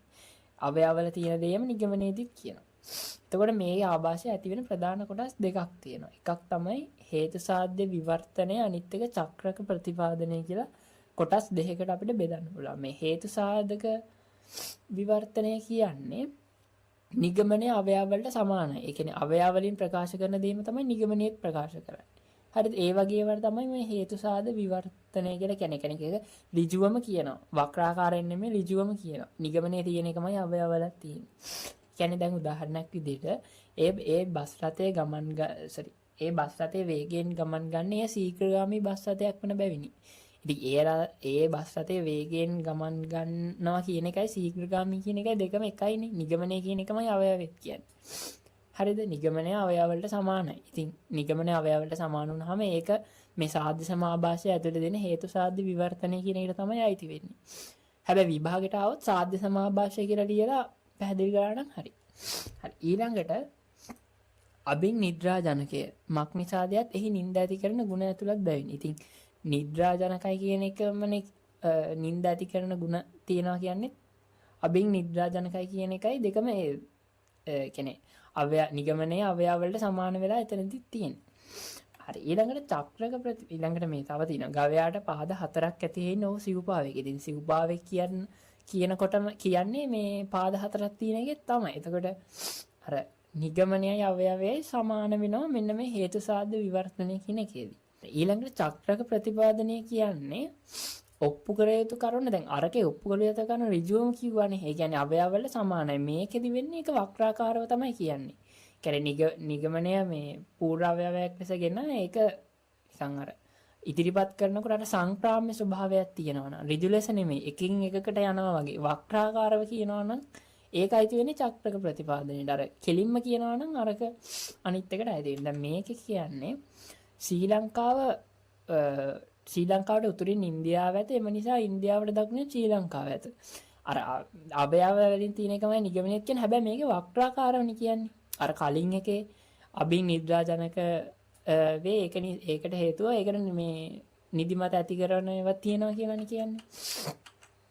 ඊළඟට මේ ඒ බස් රථයේ වේගෙන් ගමන් ගත්තේ ශීඝ්‍රගාමී බස් රථයක් වෙන බැවින් කවයාට පාද 4ක් ඇති වෙනවා සිව්පාවෙක. දැන් ඒවා ඔක්කොම අවයවයි නිගමනය සමාන වෙන. හැබැයි දැන් ඒවවල නිකන් අර වක්‍රාකාර ස්වරූපයක් තිබ්බ නැහැනේ. අවයවවල තිබ්බ එකම නිගමනය කිව්වා. මෙතන එහෙම නෙමෙයි කරේ. ශ්‍රී ලංකාව ඉන්දියාවට උතුරෙන් පිහිටා ඇත. එම නිසා ඉන්දියාවට දකුණෙන් ශ්‍රී ලංකාව පිහිටා ඇත. අර 아무තු නිකන් වක්‍රාකාර නිකන් එකින් එකකට යනවා වගේ නේද? අන්න ඒවා චක්‍රක ප්‍රතිපාදනයට තමයි අයිති වෙන්නේ. විද්‍යාඥයෝ උසස් බුද්ධියක් ඇති අය වෙති. මන්ද උසස් බුද්ධියක් නැති අය නොවේ නම් ඔවුන් විද්‍යාඥයෝ නොවන බැවිනි.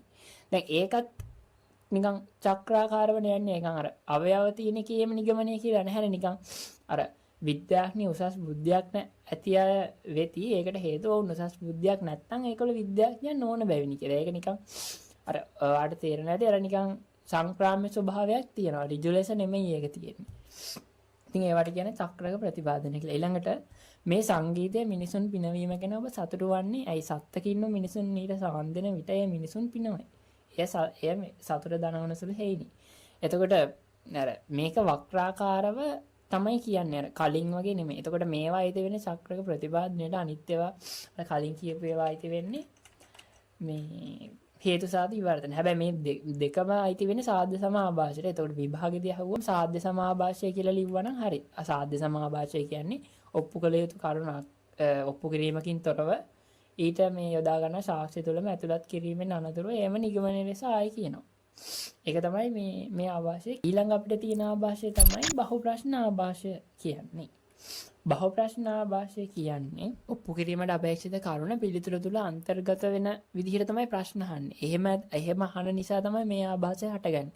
එතකොට එයා ප්‍රශ්න මොන උත්තරය දුන්නත් එයාගේ අදාළ පිළිතුර නිසා ඒ අදාළ කාරණාව ඔප්පු වෙනවා. දැන් උදාහරණයක් විදිහට හිතුවොත් මේ ඔබ ඊයේත් විභාගෙදී කොපි කරාද කියලා අහනවා. දැන් ඔබ ඊයේත් විභාගෙදී කොපි කරා කිව්වොත් එයා ඔව් කිව්වොත් මොකද වෙන්නේ?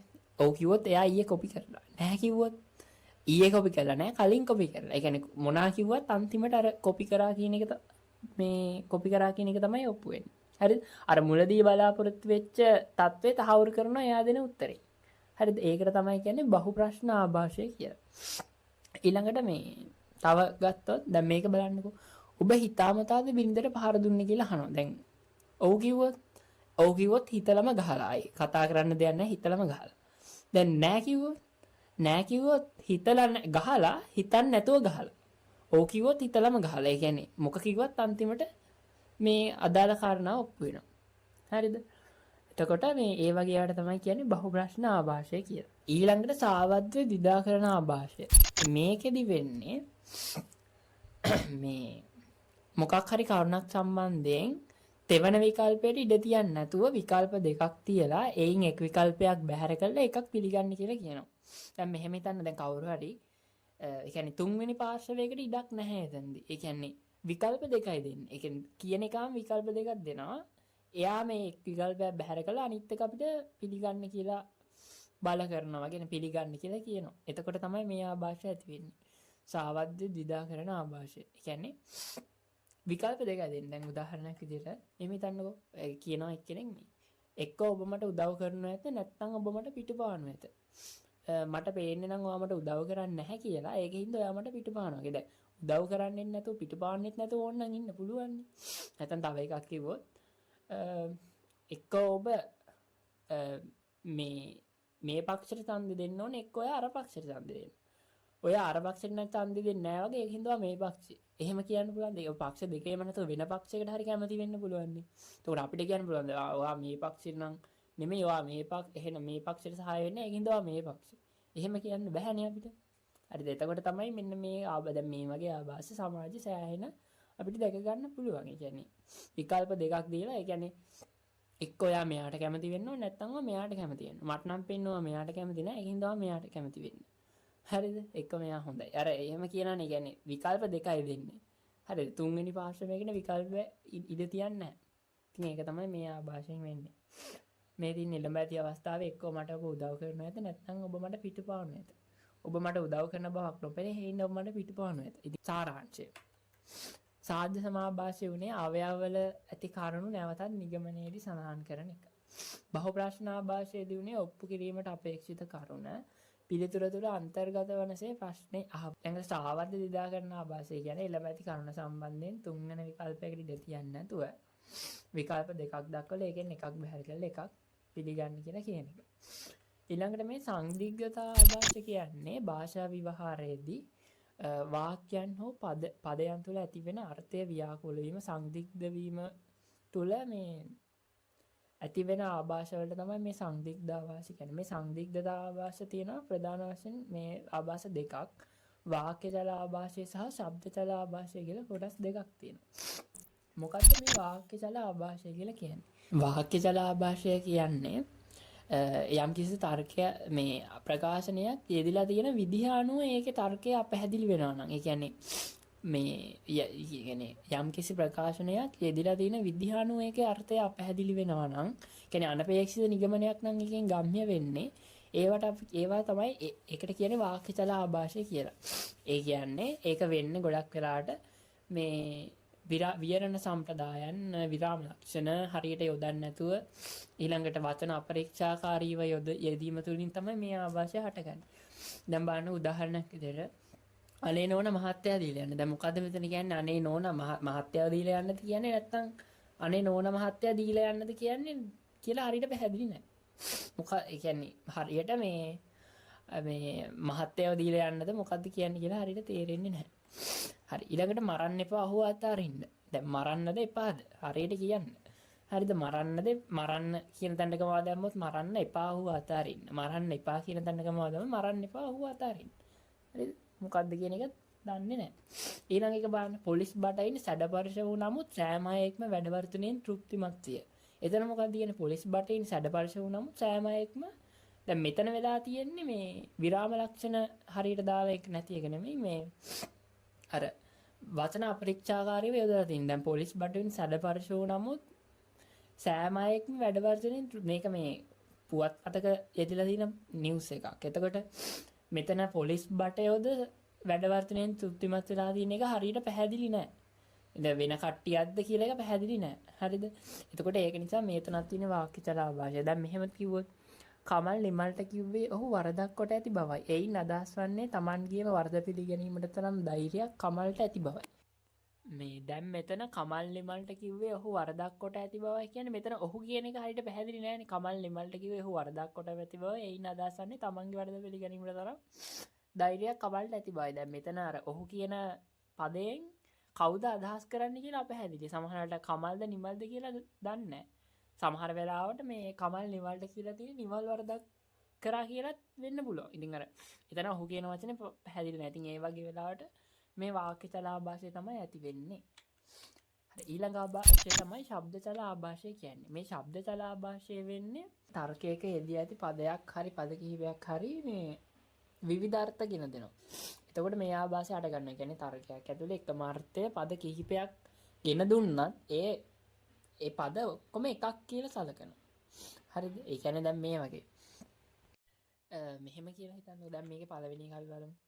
විවස්ථා මගින් කවර නීතියක් හෝ ඉවත් කළ හැකිය. ගුරුත්වාකර්ෂණ පිළිබඳ න්‍යායද නීතියකි. එම නිසා ගුරුත්වාකර්ෂණ න්‍යායද විවස්ථා මගින් ඉවත් කළ හැකිය. දැන් එතනදී මෙතන නීතිය කියන එක මේ අර්ථය දෙතැනක වෙනස් වෙලා නැතිනම් දැන් පළවෙනි ව්‍යවස්ථාවේ නීතිය කියලා කියන්නේ පාර්ලිමේන්තු කෙටුම්පත් ඒ වගේ නීති. ඒ කියන්නේ අර මිනිස්සුන්ට බලපාන නීතිනේ. දැන් මෙතන ගුරුත්වාකර්ෂණය කියන්නේ මේ ඒක භෞතික විද්‍යාවේ තියෙන න්‍යායක්නේ. එතකොට මෙතන විවස්ථාව මගින් නීතිය කියන්නේ එක නීතියක්. මෙතන නීතිය කියන්නේ එතකොට ගුරුත්වාකර්ෂණ නීතිය විවස්ථාවෙන් ඉවත් කරන්න බෑ.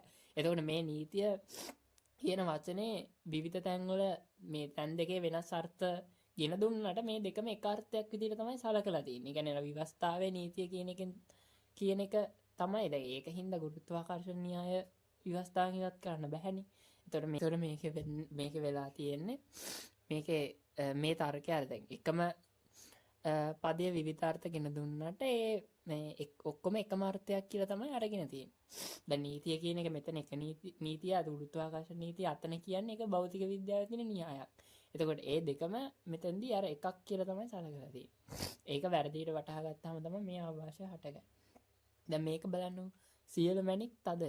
ඇය මැණිකකි. එම නිසා ඇය තදය. දැන් සියලු මැණික් තදයි කියන එක හරිය.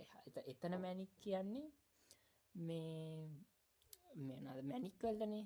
එතන අතන ඇය මැණිකකි කියන්නේ එතනින් අදහස් කරන්නේ මේ අර ඇයට ආදරේ කියන එකනේ. එතකොට අතන මැණික් කියන්නේ එකක්, මෙතන මැණික් කියන්නේ වෙන එකකට. එතකොට මේ දෙකම අර්ථය මේ වෙනස්. මේ දෙකම අර්ථය එකක් කියලා අරගෙන මේ තියෙනවා. එතකොට තමයි මේ ආభాෂය ඇති වෙන්නේ. හරි ඊළඟට මේකේ සාරාංශයක් බැලුවොත් මේ දෙක එච්චර අමාරු නැහැ. වාක්‍යසල ආభాෂය කියන්නේ විහරණ සම්ප්‍රදායන රීතීන් නොසලකා වාක්‍ය තැනීමෙන් මේ ආభాෂය හටගනී. ඊළඟට ශබ්දසල ආభాෂය වෙන්නේ එකම පදයේ අර්ථ දෙකක් ගෙන දෙන අවස්ථාවලදී ඒ වර්ධවා වටහා ගැනීම. හරි දෙකෙන එකම පදයේ අර්ථ දෙකක් ගෙනකොට ඒක වර්ධවා වටහා ගැනීමෙන් තමයි ආభాෂය හටගන්නේ. ඊළඟට මේ තියෙන එක තමයි මේ අවසාන කාණ්ඩයේ භාෂා සාදෘශ්‍යමය ආభాෂ. මේ කාණ්ඩයට අයිති වෙනවා මේ ප්‍රධාන වශයෙන් ආభాෂ දෙකක්. මේකේ ප්‍රධාන ලක්ෂණය තමයි අර මේකේ මේ භාෂාවේ තියෙන සාදෘශ්‍ය නිසා අසන්නා නොමග යාමේ හැකියාව, ඒ කියන්නේ නොමග යාම මේ ආభాෂ වල තියෙන පොදු ලක්ෂණය. ආభాෂ දෙකක් තියෙනවා. ඒකයික ආభాෂය සහ සමූහ ආభాෂය කියලා. දැන් මේක සාමාන්‍යයෙන් කියද්දි පැටලෙන්න පුළුවන් මං කියන්න කියලා වුණාම පළවෙනි එක තමයි ඒකයික ආభాෂය. හරි ඒකයික ආభాෂයේදී වෙන්නේ සමස්තයක තියෙන ලක්ෂණයක් ඒ සමස්තය හැදිලා තියෙන පොඩි ඒකකවල තියෙනවා කියලා අපි හිතනවා. හරිද? දැන් මෙහෙම හිතන්නකෝ. මේකේ උදාහරණයක් විදිහට දැන් ජලය කියන එක ගන්නකෝ. දැන් ජලය පිපාසය සංසිඳවන නිසා ජලය හැදිලා තියෙන්නේ හයිඩ්‍රජනුයි ඔක්සිජනුයි එකතු වෙලානේ. ඒක නිසා හයිඩ්‍රජන් ඔක්සිජන් තනිව ගත්තාම ඒකත් කෙනෙකුගේ විපාසය සංසිඳනවා කියලා කිව්වොත්. ඒ කියන්නේ අර ජලය කියන සමස්තයේ තියෙන ලක්ෂණය ඒක හැදිලා තියෙන එක එකකටත් අපි ආදේශ කරලා තියෙනවා. ඊළඟට කිව්වොත් ස්වප්ත සොරෙන් රැඟුණු මේ රාගයේ මනෝභාවයන් නැති කරයි. ඒක හින්දා මේකේ අන්තර්ගත එක් රාගයේද මනෝභාවයන් නැති කරයි. එහෙම ඒ කියන්නේ දැන් අර සප්ත සොරයන්ගෙන් නැගුණු මේ රාගයේ මනෝභාවයක් ඇති කළාට ඒකෙන් හැදිලා තියෙන එක් රාගයන්ද මනෝභාවය ඇති කරයි කියලා කියන්න බෑනේ. කියන්නේ අර සමස්තයේ තියෙන ලක්ෂණ එක් ඒකක වලට අදාළයි කියලා හිතන එක වැරදි. සමූහාභාසය කියන්නේ දැන් අර කියුනේ සමූහයක ඉඳන් එක් ඒකක වලට ගියේ. මේ කියන්නේ එක් ඒකක වලින් දැන් සමූහාභාසය කියන්නේ එක් ඒකකයක් සතුව පවතින ලක්ෂණ සමස්තයේම තියෙනවා කියලා හිතනවා. මේක නම් සෑහෙන්න තියෙනවා. ඒ කියන්නේ එක්කෙනෙක්ගේ ලක්ෂණේ සමස්තෙම තියෙනවා කියලා හිතන එක සාම ගොඩක් තැන්වල තියෙනවා. මේ ගුවන් යානය මද බරකින් මේ ගුවන් යානය හැදිලා තියෙන්නේ බරෙන් අඩු කොටස් වලින්. ඒක නිසා මේ සමස්ත ගුවන් යානයෙන් බර නැහැ කියලා කිව්වොත්, يعني ගුවන් යානයේ තියෙන කොටස් හැදිලා තියෙන්නේ බර නැති ඒවලින්. එතකොට ඒක නිසා සමස්ත ගුවන් යානයේම බර නැහැ කියලා කිව්වොත් ඒක වැරදීනේ. يعني එක් ඒකකවල තියෙන ලක්ෂණේ සමස්තයටම එකතු කරලා තියෙනවා. ඊළඟට මෙහෙම හිතුවොත් මේ ක්‍රීඩා තරඟයේදී ක්‍රිකට් ක්‍රීඩා තරඟයේදී X Y Z කියන ක්‍රීඩකයන් තිදෙනාම ඉතා දක්ෂ ලෙස ක්‍රීඩා කළ හේයින් මුළු කණ්ඩායමම ඉතා දක්ෂ ලෙස ක්‍රීඩා කරා කියලා අපිට කියන්න පුළුවන්ද? කියන්නේ X Y Z කියන තුන් දෙනා හොඳට ක්‍රීඩා කළා කියලා මුළු කණ්ඩායමම හොඳට ක්‍රීඩා කළා කියලා කියන්න බෑ. ඒ කියන්නේ අර එක් වල තියෙන ලක්ෂණ අර සමස්තයටම ආදේශ කරන්න බෑ. ඊළඟට මේ සරල රේඛාවක් කියන තිත් රාශියක් ඒක රාශී වීමෙන් සෑදුණකි. කිසිම තිතකට දිගක් නැත. හේයින් සරල රේඛාවට දිගක් නැත. දැන් සරල රේඛාවක් කියන්නේ දැන් මෙහෙමනේ සරල රේඛාව හැදිලා තින්නේ තිත් රාශියක් එකතු වෙලා. හැබැයි ඒ තිත්වල තියෙන ලක්ෂණය ඒ ඔක්කොම එකතු වෙලා හැදෙන සමස්ත එකක් තියෙනවා කියලා අපිට හිතන්න බැහැනේ. දැන් සරල රේඛාවක් හැදිලා තියෙන තිත් ගොඩක් එකතු වෙලා. එතකොට ඒ හැදිලා තියෙන එක තිතක තියෙන ලක්ෂණය ඒ තිත් ගොඩක් එකතු වෙලා හැදෙන සමස්තය තියෙනවා කියලා අපිට හිතන්න බෑ. ඒතකොට ඒ තිතකට දිගක් නැහැ කියලා සරල රේඛාවට දිගක් නැහැ කියලා කියන්න බෑ. අනේ එතකොට සමූහ ආభాෂය තමයි ඇති වෙන්නේ. එතකොට මේක මේ හොයාගන්න වලට පැටලෙන්නේ නැහැ. ඒකයික ආభాෂය කියන එකට මතක තියාගන්න සමූහය. කියන්නේ ඒකයික කියන්නේ සමූහයක ඉඳන් එක ඒකකයන්ට එන්නේ. සමූහ නම් එක් ඒකකයන් ඉඳන් සමූහ වලට යන්නේ. සමූහ කියන්නේ දැන් ඒකයික කියන එක අපි හිතනකොටම මතක් වෙන්න ඕනේ ඒකේ විරුද්ධය. දැන් ඒකයික කියන්නේ එක එකකනේ. එහෙම නෙමෙයි. ඒකයික කියන්නේ සමූහයේ ඉඳන් එක ඒකක වලට යන්නේ. සමූහ කිව්වහම එක එකක වල ඉඳන් සමූහයට යන්නේ. ඒකේ අනිත් පැත්ත කියන්නේ විරුද්ධ පැත්ත තමයි තියෙන්නේ. එතකොට පැටලෙන්නේ නැහැ. ඒකයික කියන්නේ සමූහයක ලක්ෂණ එක එකක වලට. සමූහ කියන්නේ එක එකක වල ඇති ලක්ෂණ සමූහයට. හරිද? නැත්තම් ඔයාලා සාමාන්‍යයෙන් හිතන්නේ එකපාරටම සමූහ ආభాෂය කියන්නේ සමූහයක ලක්ෂණ එක එකක වල කියලා. එහෙම නෙමෙයි. සමූහ ආభాෂය කියන්නේ එක එකක වල තියෙන ඒවා සමස්තයට. අර ඕකේ නම තියෙන්නේ දෙවණියට. කියන්නේ සමූහ ආభాෂය කියන නම හැමදෙස්සෙන් දැන් ඒකයික කියන්නේ දැන් සමූහයකින් නම් එක එක වලට. හරිද? ඒ විදිහට. එහෙම මතක තියාගන්න. එතකොට පැටලෙන්නේ නැහැ. ඊළඟට මේකේ සාරාංශයක් ගැන කතා කරොත් ඒකයික ආభాෂය කියන්නේ සමූහයක පවතින ලක්ෂණ සමූහික ලක්ෂණ හරි ගුණාංග හරි එක වලත් තියෙනවා කියලා හිතනවා. සමූහ ආభాෂය කියන්නේ ඒකේ අනිත් පැත්ත. ඒ කියන්නේ එක වල තියෙන ලක්ෂණ සමූහයෙම තියෙනවා කියලා හිතනවා. හරි.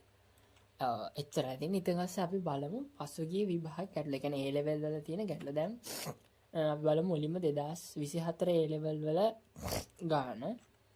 හරි. 2024 A level වල පළවෙනියට අහලා තියෙනවා. දැන් මෙහෙමයි. මේ විභාග ප්‍රශ්නවලදී මේ ආభాෂය කියලා මෙහෙම කෙලින්ම ලිව්වට හරියන්නේ නැහැ. එතකොට අපි කරන්න ඕනේ මුලින්ම තර්ක ආభాෂය මොකක්ද කියන එක ලියන්න ඕනේ මුලින්ම.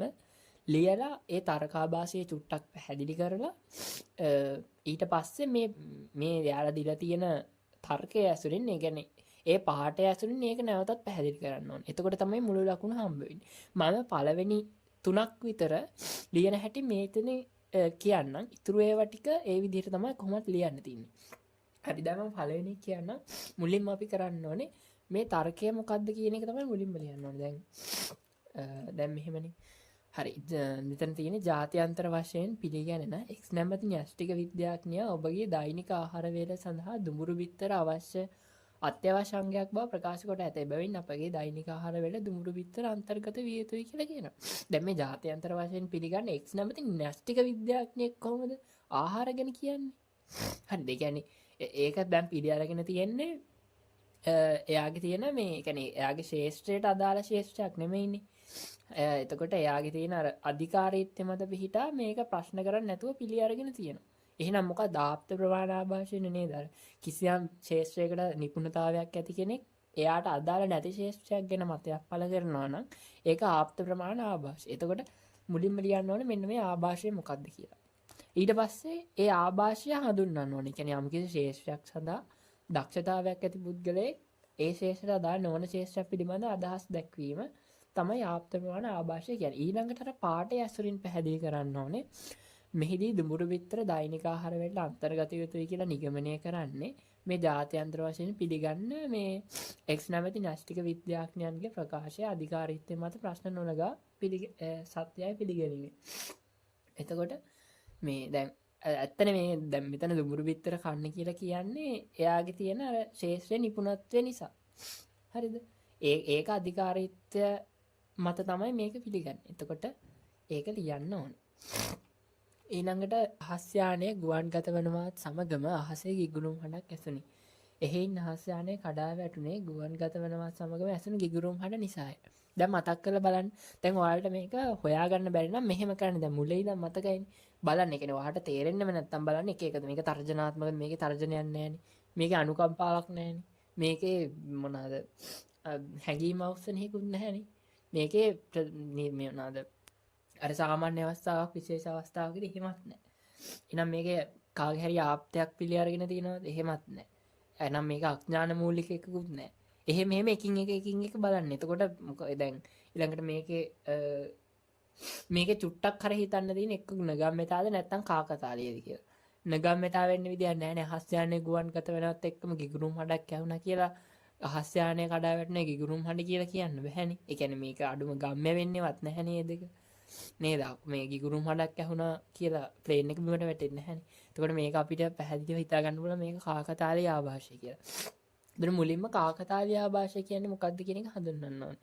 එකම කාලයක ඇතිවෙන සිද්ධීන් දෙකක් අතර හේතුඵල සම්බන්ධයක් තියෙනවා කියලා හිතන එක තමයි කාකතාලීය ආభాෂය කියන්නේ. ඒ ටික ලිව්වම ඇති. ඊළඟට ලියන්න ඕනේ ගිගුරුම් හඩක්. දැන් මේ පාඩය ඇසුරින් පැහැදිලි කරන්න ඕනේ. ගිගුරුම් හඩක් ඇතිවීමත් සමග අහස් යානය බිමට වැටීම සිදු වුවත් අහස් යානය බිමට වැටීමට හේතුව ගිගුරුම් හඩයයි සැලකීමෙන් මෙම ආభాෂය හටගෙන තිබේ. එහෙම ලිව්වනම් හරි. ඒ කියන්නේ ගිගුරුම් හඩ ඇසීම සහ අහස් යානය බිමට වැටීම යන ස්වභාව ධර්ම එකලඟ සිදුවන සංසිද්ධීන් දෙකක් අතර හේතුඵල සම්බන්ධතාවයක් තිබේ යයි වැරදියට වටහා ගැනීම තුළ මෙම ආభాෂය හටගනී කියලා ලිව්වනම් හරි. හරි ඊළඟට ඒ කියන්නේ මෙහෙම ඒක මේ විදිහට ඒ විදිහටම ලියන්න ඕනේ. එහෙම කියලා එකක් නැහැ. ඔයාගේ භාෂාවෙන් ඒ කියලා තියෙන එක ලියන්න. හරිද? ඒක ප්‍රශ්නයක් නැහැ. හරි. ඊළඟ තුන්වෙනි එක තමයි ශ්‍රී ලංකා ක්‍රිකට් කණ්ඩායමට ඉහළ කීර්තියක් ඇත. එම නිසා එක්ස් නැමැති ක්‍රීඩකයා ලාංකික ක්‍රිකට් ක්‍රීඩකයාට ඉහළ කීර්තියක් ඇත කියලා. ඒ කියන්නේ දැන් බලන්න. ඔයා මුලින්ම මේවා එකක් අහන් බලන්න මේක සමස්තයේ ඉඳන් එක් එක වලද යන්නේ. එක් එක වලින් සමස්තයට දෙන්නේ. දැන් බලන්න මෙතන ශ්‍රී ලංකා ක්‍රිකට් කණ්ඩායමට ඉහළ කීර්තියක් ඇත. ඒ කියන්නේ මේක මේ සමස්තයකට කියන ලක්ෂණයක්. එම නිසා X නැමැති ක්‍රීඩකයා. දැන් මෙයා කිය මේ සමස්තයේ ඉන්න එක්කෙනෙක් නෙමෙයි X කියන්නේ. එතකොට මෙතන දැන් මේ සමස්තයක තියෙන ලක්ෂණ තමයි එක් එකයට යොදාගෙන තියෙන්නේ. එතකොට ශ්‍රී ලංකා ක්‍රිකට් කණ්ඩායමට ඉහළ කීර්තියක් තිබ්බ කියලා X කියන්නේ ශ්‍රී ලංකා ක්‍රිකට් කණ්ඩායමේ එක්කෙනෙක් වුණා කියලා X ඉහට X ක්‍රීඩකයාට ඉහළ කීර්තියක් තියෙනවා කියලා හිතන්න බෑනේ. අර විශේෂ ඒ කියන්නේ සමස්තයේ තියෙන ලක්ෂණය X නැමැති ශ්‍රී ලාංකිකයාගේ තියෙනවා කියලා අපිට හිතන්න බෑ. කියන්නේ සමස්තයේ තියෙන ලක්ෂණය එක් එක වල තියෙනවා කියලා හිතන්න බෑ. එහෙනම් මේ ආభాසය මොකද්ද? මතකද අර මම කිව්වේ මේ විරුද්ධ විදිහට හිතන්න කියලා. කියන්නේ ඒකයික නම් සමස්තයේ ඉඳන් එක් එක වලට සමූහ නම් එක් එක වල ඉඳන් සමස්තයට. එතකොට දැන් මෙතනට එන්න ඕනේ ඒකයික නේද? මොකද සමූහයක ඉඳන් එක් එක වලට යන. එහෙනම් මේක ඒකයික ආభాෂය එන්න ඕනේ. හරි. එතකොට ඒකයික ආభాෂය කියන්නේ මොකක්ද කියන එක පැහැදිලි කරන්න ඕනේ. සමූහයක් තුළ ඇති ලක්ෂණ හෝ ගුණාංග එම ඒකකයට අයත් එක් එකක තුලද පවතියයි වැරදිට නිගමනය කිරීමෙන් මෙම ආభాෂය හටගනී කියලා හැම එකේම එහෙම තමයි. ආభాෂය ඊටාම කෙටියෙන් පැහැදිලි කරන්න මුලින්ම. කියන්නේ ආభాෂය ඇති වෙලා තින්නේ කොහොමද කියන එක. සරි ආభాෂය කියන්නේ මොකක්ද කියන එක පැහැදිලි කරන්න ඕනේ. කෙටියෙන් පැහැදිලි. ඊළඟට අර පාඨය ඇසුරින් මේක පැහැදිලි කරන්න ඕනේ. දැන් එයාලා දීලා තියෙන පාඨය තියෙනවානේ. දැන් ශ්‍රී ලංකා ක්‍රිකට් කණ්ඩායම දැන් මේකේ ආభాෂය ඇති වෙලා තින්නේ කොහොමද කියන එක ඔයා පැහැදිලි කරනවා. ඒ කියන්නේ ශ්‍රී ලංකා කණ්ඩායමේ ඉහළ කීර්තියක් කියන මේ ශ්‍රී ලංකා ක්‍රිකට් කණ්ඩායම තුළ ඉහළ කීර්තියක් තියෙනවා කියන මේ සමූහයටම අයත් කාරණාව ඒ සමූහයේ සමාජිකයෙක් වෙන X කියන එක්කෙනාගේ තියෙනවා කියලා වැරදියට හිතන එක තමයි තියෙන නිසා තමයි මෙන්න මේ ආభాෂය ඇති වෙලා තියෙන්නේ කියලා පැහැදිලි කරන්න ඕනේ. ඒ කියන්නේ X නැමැත්තා ඒකේ ක්‍රීඩකයෙක් වුණා කියලා එයාත් කීර්තිමත් මේ ක්‍රිකට් ක්‍රීඩකයෙක් කියලා කියන්න බෑ. එයාටත් ඉහළ මේ කීර්තියක් තියෙනවා කියලා අපිට නිගමනය කරන්න බෑ. අර සමස්තයක ලක්ෂණ එක් එක වලට අදාළ කරගෙන තියෙනවා. හරි. එහෙනම් ඒකයි. හරි. ඊළඟට 2023 අහලා තියෙන එක. දැන් බලන්නකො මේකේ අහලා තියෙන එක. පළවෙනි ගාන. දෙවියන්ගේ පැවැත්ම නොවන බව ඔප්පු කළ නොහැකියයි චින්තකයන්ගේ සාමාන්‍ය පිළිගැනීමයි. ඒ නිසා දෙවියන් පැවැත්ම පිළිගත යුතුය. මතකද අර මම කිව්වා X ගේ පැවැත්මට සාක්ෂි නැත්තම් X නෑ කියලා හිතනවා. X ගේ නොපැවැත්මට සාක්ෂි නැත්තම් X පවතී කියලා හිතනවා. දැන් මෙතන පැවැත්මක් නැහැ කියලා ඔප්පු කරන්න බැරි හින්දා දෙවියෝ ඉන්නවා කියලා හිතනවා. එහෙනම් මේක අඥාන මූලික තර්කාභාසය දෙවෙනියට තියෙනවා. ඊළඟට දෙවෙනි එතකොට ඔයාලා ලියන්න ඕනේ මෙහෙම අඥාන මූලික තර්කාභාසය කියන්නේ කෙනෙකුගේ නොදැනුවත්කම නිසා කිසිසේත් ඔප්පුයි නැති කරනක් ඔප්පු වාසය පිළිගැනීමට යාමෙන් මෙම ආభాසය හටගනි. අප දෙවියන් පිළිගත යුතුයයි මෙහිදී පවසන්නේ දෙවියන්ගේ පැවැත්ම නොවන බව ඔප්පු නොකළ හැකියයි චින්තකයන්ගේ සාමාන්‍ය පිළිගැනීම නිසා. එතකොට මේ අවස්ථාවේදී මෙන්න මේ ආభాසය ඇති වෙනවා කියලා දෙවෙනි එක බලන්නකෝ. ශ්‍රී ලංකාවේ මාක්ස්වාදී නායකයෝ බ්‍රිතාන්‍ය අධ්‍යාපනයක් ලද ධනවත් අය වූහ. මෙරට වැඩ කරන ජනතාවට නායකත්වය දීම සඳහා උගතුන්ගේ අවශ්‍යතා පිළිබඳව ඔවුන් දැනුවත් වන්නේ කෙසේද? මේ අනුව ශ්‍රී ලංකාවේ මාක්ස්වාදී ව්‍යාපාරයේ අර්ථ ශූන්‍ය වූවකි. දැන් මෙතනදි මොකක්ද වෙන්නේ? ශ්‍රී ලාංකික මාක්ස්වාදී මේ ශ්‍රී ලංකාවේ මාක්ස්වාදී ව්‍යාපාරයේ අර්ථ ශූන්‍යයි කියලා කියන්නේ කොහොමද? ශ්‍රී ලංකාවේ මාක්ස්වාදී නායකයෝ ධනවත් නිසායි එයාලා බ්‍රිතාන්‍ය අධ්‍යාපනයක් ලබලා තියෙන නිසායි. ඉතින් ඒවා හුදෙක් එයාලගේ පෞද්ගලික කරුණුනේ. ඒතර පෞද්ගලික කරුණු මෙතනට අදාළ කරගෙන මාක්ස්වාදයේ වැඩක් නැහැ කියන්න බෑනේ. එයාලා මාක්ස්වාදී ව්‍යාපාරයේ වැඩක් නැහැ කියලා කියනවා නම් එයා ඒක කියන්නේ ඒකට තාර්කිකව කියන්න ඕනේ. ඇයි මේක මොකද්ද තියෙන ප්‍රශ්නේ කියලා ඒකේ තියෙන කරුණු වලට මේ තමයි එයා මේ තර්ක ඉදිරිපත් කරන්නේ. එහෙම නැතුව එයාලගේ පෞද්ගලික ලක්ෂණයක් වෙච්ච අධ්‍යාපනය ඒ වගේම ධනවත්කම ඒවා නිසා මේ ජනතාවගේ දුප්පතුන්ගේ අවශ්‍යතා පිළිබඳ දැනගන්නේ කොහොමද යාලා? ඒක හින්දා මාක්ස්වාදී ව්‍යාපාරයේ වැඩක් නැහැ කියලා කියන්න බෑ. හරිද? එතකොට එහෙනම් මේක පැහැදිලිවම හිතන් තේරෙනවා මේක පුද්ගලාලම්බන ආభాෂයක් කියලා. හරි, තුන්වෙනි එක බලන්නකො. තාර්කික නිගමනයන්ට පැමිණීමේදී පිරිමි ගැහැණුන්ට වඩා ඉදිරියෙන් සිටිති. මක් නිසාද පිරිමින් ගැහැණුන්ට වඩා තාර්කිකය? මේකෙදි මොකද්ද කියන්නේ? තාර්කික නිගමනයන්ට පැමිණීමේදී පිරිමි ගැහැණුන්ට වඩා ඉදිරියෙන් සිටිති. මක් නිසාද පිරිමි ගැහැණුන්ට වඩා තාර්කිකය? දැන් මේක අර අවයවයයි නිගමනයයි සමානයි වගේ නේද? එහෙනම් මේක සාධ්‍ය සමාභාෂයට තමයි අයිති වෙන්නේ. හරි. එතකොට ඊළඟට අපි 2022 බලමු. 2022 පළවෙනියට අහලා තියෙන්නේ කෙප්ලර් ඇතැම් විට ජ්‍යොතිෂකාරී යෙදුනේ. එමෙන් මොහුගේ මව යක්දෙස්සියක් යයිද සැක කරනු ලැබුවාය. එහෙයින් ඔහුගේ ග්‍රහවස්තුන්ගේ චරිතය පිළිබඳ නියමයන් නිකම් මනස්ගාතයක් පමණකි. හරි, දැන් එතකොට මේක බලන්න කෙප්ලර්ගේ චරිතය පිළිබඳ නියම මනස්ගාතයක් කියලා කියන්නේ කෙප්ලර් ජ්‍යොතිෂ්‍යකාරී යෙදුන හින්දා. එයාගේ මව යක්දෙස්සියක් යයි සැක කරනු ලැබපු හින්දා තමයි ග්‍රහවස්තුන් පිළිබඳ චලිතේ මනස්ගාතයක් කියන්නේ. එහෙම නැතුව ඒක මනස්ගාතයක් කියන නම් හරිනම් ඒක මොනවාද තියෙන අවුල් කියලා ඔප්පු කරන්න එපා. ඒක තාර්කිකව එහෙම කරන්නේ නැතුව කෙප්ලර්ගේ පෞද්ගලික කාරණා වෙන එයා කරන දේවල්, එයාගේ අම්මගේ ඔය පෞද්ගලික කාරණාවන් ගැන කියලා ඒක වැඩක් නැහැ කියලා කියන්න බෑ. එහෙනම් පැහැදිලිවම මේක අපිට තේරෙනවා පුද්ගලාලම්බන තර්කාභාෂය කියලා. එතකොට අර විදිහට පුද්ගලාලම්බන තර්කාභාෂය කියන්නේ මොකක්ද? එතකොට මේකේ පැහැදිලි කරන්න ඕනේ මේහිදී කෙප්ලර්ගේ ග්‍රහවස්තුන් පිළිබඳ නියමයේ මනස්ඝාතයක් යයි පවසන්නේ ඔහුගේ පෞද්ගලික ලක්ෂණ වන ජ්‍යොතිෂකාරී යෙදීම සහ මවගේ යක්දෙස්තිය සැක කිරීම යන පෞද්ගලික කරුණු අදාළ කරගෙන කියලා ලිවන. හරි. ඊළඟට දෙවෙනි එක වර්ෂාව පතමින් දෙවියන්ට පූජා පැවැත්වූ දින කිහිපයක් ඇතුළත පුදුමයකි වර්ෂාව පතිත විය. හේයින් පූජාව නිසා වර්ෂාව ලැබුණි. දැන් වර්ෂාව පතමින් දෙවියන්ට පූජා පැවැත්වීම සහ වර්ෂාව පතනය වීම. ගොඩ මේ දෙකම එක ළඟ සිදුවෙන සංසිද්ධීන් දෙකක්. එතකොට මේකෙන් නිගමනය දැන් මේකෙන් නිකන් ගම්ම්‍ය වෙන්නේ නැහැ. කියන්නේ වර්ෂාව පැතුවා කියලා වර්ෂාව ලැබෙන්නේ නැහැනේ දෙවියන්ට පූජා පැවැත්තුවා කියලා. එතකොට මේ දෙක සම්පූර්ණයෙන්ම මේ එක ළඟ සිද්ධ වෙන සංසිද්ධීන් දෙකක් අතර හේතුඵල සම්බන්ධයක් තියෙනවා කියලා වැරදියට හිතලා තියෙනවා. කියන්නේ වර්ෂාව පැවතීමයි වර්ෂාව පතමින් දෙවියන්ට පූජා පැවැත්වීමයි වර්ෂාව පතිත වීමයි අතර කිසිම මේ සම්බන්ධයක් නැහැ. මේ දෙක අතර හේතුඵල සම්බන්ධයක් නැහැනේ. එතකොට එහෙම සම්බන්ධයක් තියෙනවා කියලා වැරදියට හිතනවා කියන්නේ කාකතාලීය ආభాෂය. එතකොට ඒකෙත් කාකතාලීය ආభాෂය කියන්නේ මොකද්ද? ඒක ඇතුළේලා තියෙන්නේ කොහොමද කියලා ලියන්න ඕනේ. කියන්නේ දැන් උදාහරණයක් විදියට මෙහිදී වර්ෂාව පතමින් දෙවියන්ට පූජා පැවැත්වීම සහ දින කිහිපයක් ඇතුළත වර්ෂාව පතිත වීම යන සිද්ධීන් දෙක එක ළඟ සිදු වුවත් මේ දෙක අතර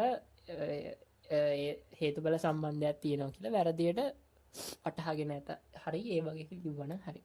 ඊළඟට මහ බැංකුවේ අර්ථශාස්ත්‍රඥයන් ප්‍රඥාගෝචර වේ. ඔහු මහ බැංකුවේ අර්ථශාස්ත්‍රඥයෙකු සිටියේ. එහෙයින් ඔහු ප්‍රඥාගෝචර වූවෙකි. එහෙම කියන්න බැහැනේ අපිට. දැන් මහ බැංකුවේ අර්ථශාස්ත්‍රඥයන් ප්‍රඥාගෝචරයි කියලා කියනවා. එතකොට මේ අර්ථශාස්ත්‍රඥයන්ට මේ පොදු ලක්ෂණයක් මෙතන කියන්නේ. ඊට පස්සේ කියනවා ඔහු මහ බැංකුවේ අර්ථශාස්ත්‍රඥයෙක්ව හිටියා. ඒකින්ද ඔහු ප්‍රඥාගෝචරයි කියලා කියන්න පුළුවන්. කියන්නේ අර සමස්තයටම අදාළ ලක්ෂණය එක් ඒකකවලත් තියෙනවා කියලානේ මෙතන කියන්නේ.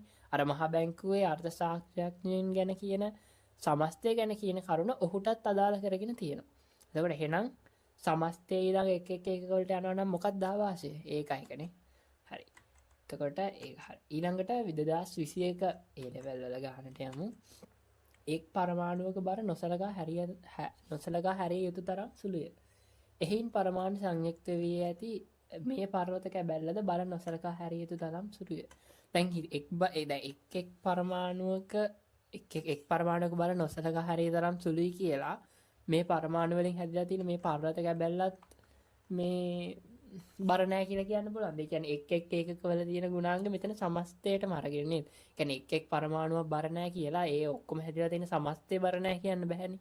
අර අපි කලින් කතා කරේ මේ මේ ගුවන් යානේ හැදිලා තියෙන එක් ඒකක බර නැහැ. ඒක හින්දා මුළු ගුවන් යානේම බර නැහැ කියලා. ඒ වගේ තමයි මෙතනත් කියන්නේ එක් පරමාණු බර නැහැ. ඒක හින්දා මේ පරමාණු එකතු වෙලා හැදිලා තියෙන පර්වතෙත් බර නැහැ කිය. ඒතකොට එක් පරමාණුක ලක්ෂණ සමස්තයට අදාළ කරගන්න බෑ. එහෙනම් එක් ඒකක වලින් සමස්තයට යනවා නම් සමූහ ආభాෂය. වසංගතය ආරමුණු වහාම වැස්ස පටන් ගත්තේ. හේයින් වැස්ස ආරම්භුනේ වසංගතය නිසා. එහෙම කියන්න පුළුවන්. ඒ කියන්නේ වැස්ස ආරම්භීමයි වසංගතය ආරම්භීමයි වැස්ස පටන් ගැනීමයි කියන්නේ ඒ දෙක එක ළඟ සිද්ධ වෙන සංසිද්ධීන් දෙකක් වුණාට වසංගතය මේ වැස්ස ආරම්භුනේ වසංගතය නිසාද කියලා කියන්න පුළුවන්. ඒ කියන්නේ මේ දෙක අතර සම්බන්ධයක් නැහැනේ. එහෙනම් ඒක පැහැදිලිවම පේනවා මේ දෙක අතර සම්බන්ධයක් නැහැ කියලා. එහෙනම් ඒක කාකතාලීය ආభాෂය. සමාජ ශාලාවේ ඔහුගේ මිත්‍රයෝ අධික ලෙස මත්පැන් බොති. එහෙයින් පාර්ලිමේන්තුවේදී ඔහු මත්පැන්ගේ නරක ප්‍රතිඵලය ගැන කතාව අරස වුණේ. හරි මෙතන මොකද්ද කියන්නේ? එයා මේ සමාජ ශාලාවේ අධික ලෙස මත්පැන් බොනවා. ඒකින්ද දැන් මෙතනදී මත්පැන් වල නරක ප්‍රතිඵලයන් ගැන කරපු කතාව අර්ථ ශූන්‍යයි කියලා කියන්නේ මෙයා සමාජ ශාලාවල ඔහුගේ මිත්‍රයෝ එක්ක අධික ලෙස මත්පැන් බොනවා කියන එයාගේ පෞද්ගලික ලක්ෂණයක් නිසා. ඉතින් එහෙම පෞද්ගලික ලක්ෂණයක් නිසා අර මත්ද්‍රව්‍ය නරක ප්‍රතිඵල කතාව අර්ථ ශූන්‍යයි කියලා කියන්න බෑ. එහෙම කියනවා නම් එයාගේ අයි අර්ථ ශූන්‍ය කියලා පැහැදිලි කරන්න ඕනේ. අර එයාගේ පෞද්ගලික ලක්ෂණයක් වෙච්ච සමාජ ශාලාවේ මිත්‍රයෝ එක්ක මත්පැන් බොනවා කියලා ඒක අර්ථ ශූන්‍යයි කියන එක වැරදි. එහෙනම් පැහැදිලිව අපිට පේන එක පෞද්ගලික තර්කාභාෂය කියලා. ඊළඟට 2020කට කියොත් උපාධිධාරීන් වැඩි දෙනෙකුට රැකියාවක් නොමැති හේයින් විශ්වවිද්‍යාල අධ්‍යාපනයේ නිෂ්ප්‍රයෝජනය. දැන් මෙතනදි මොකද? දැන් උපාධිධාරීන් වැඩි දෙනෙකුට රැකියාවක් නැති හේයින් නිකන් ළඟින් යනවා වගේනේ. අර දැන් මේ ඔයාලා මේ ඔය නගම්‍යතා එකයි කාකතාලීයකයි පටලව ගන්න එපා. මේ කාකතාලීයකේ වෙන්නේ හැමතිස්සෙම සම්බන්ධයක්ම නැහැ. දැන් අර කිව්ව ගිගුරුම් හඬ ඇහෙන එකයි ප්ලේන් එක කඩන් වැටෙන එකයි අතර සම්බන්ධයක් නැහැ. කහතොප්පි දාන්න නටන එකයි තරඟේ පරාජය වෙන එකයි අතර කිසිම සම්බන්ධයක් නැහැ. නගම්‍යතාවල නිකන් ලාවට පේනවා. හැබැයි නිගමනය සනාථ කරන්න තරම් අවයවය ප්‍රබලමදි. කියන්නේ ගම්ම්‍ය වෙන්නේ නැහැ. නිගමනයේ 100%. දැන් මෙතනත් බලන්නකෝ. උපාධිධාරීන් වැඩි දිනට රැකියාවක් නැහැ කියලා විශ්වවිද්‍යාල අධ්‍යාපන නිෂ්ප්‍රයෝජනයි කියලා කියන්න බෑනේ. හරිද? නිකන් ළඟින් යනවා වගේ පේනවා. එහෙනම් මේක නගම්‍යතා තර්කාභාෂයට අයිති වෙන්නේ. හරි. ඊළඟට දෙවෙනි එක. මෙරට යෝග්‍යතම වන්නේ නිදහස් වෙළඳපොළ ආර්ථිකයක් යයි අන්තර්ජාතික ඇගයීමට ලක් වූ එක් යන නළුවා ලීවේය. එහෙයි නිදහස් වෙළඳපොළ ආර්ථික ප්‍රතිපත්තියක් ඉදිරිපත් කරන පක්ෂයට අප සහාය දිය යුතුය. දැන් මෙතන බලන්නකෝ නිදහස් වෙළඳපොළ ප්‍රතිපත්තියක් ඉදිරිපත් කරන පක්ෂයට අපි සහාය දෙන්න ඕනි කියලා කියන්නේ අර අන්තර්ජාතික ඇගයීමට ලක් වෙච්ච මේ X කියන පුද්ගලයා කියන නිසා. ඒක හින්දා. හරිද?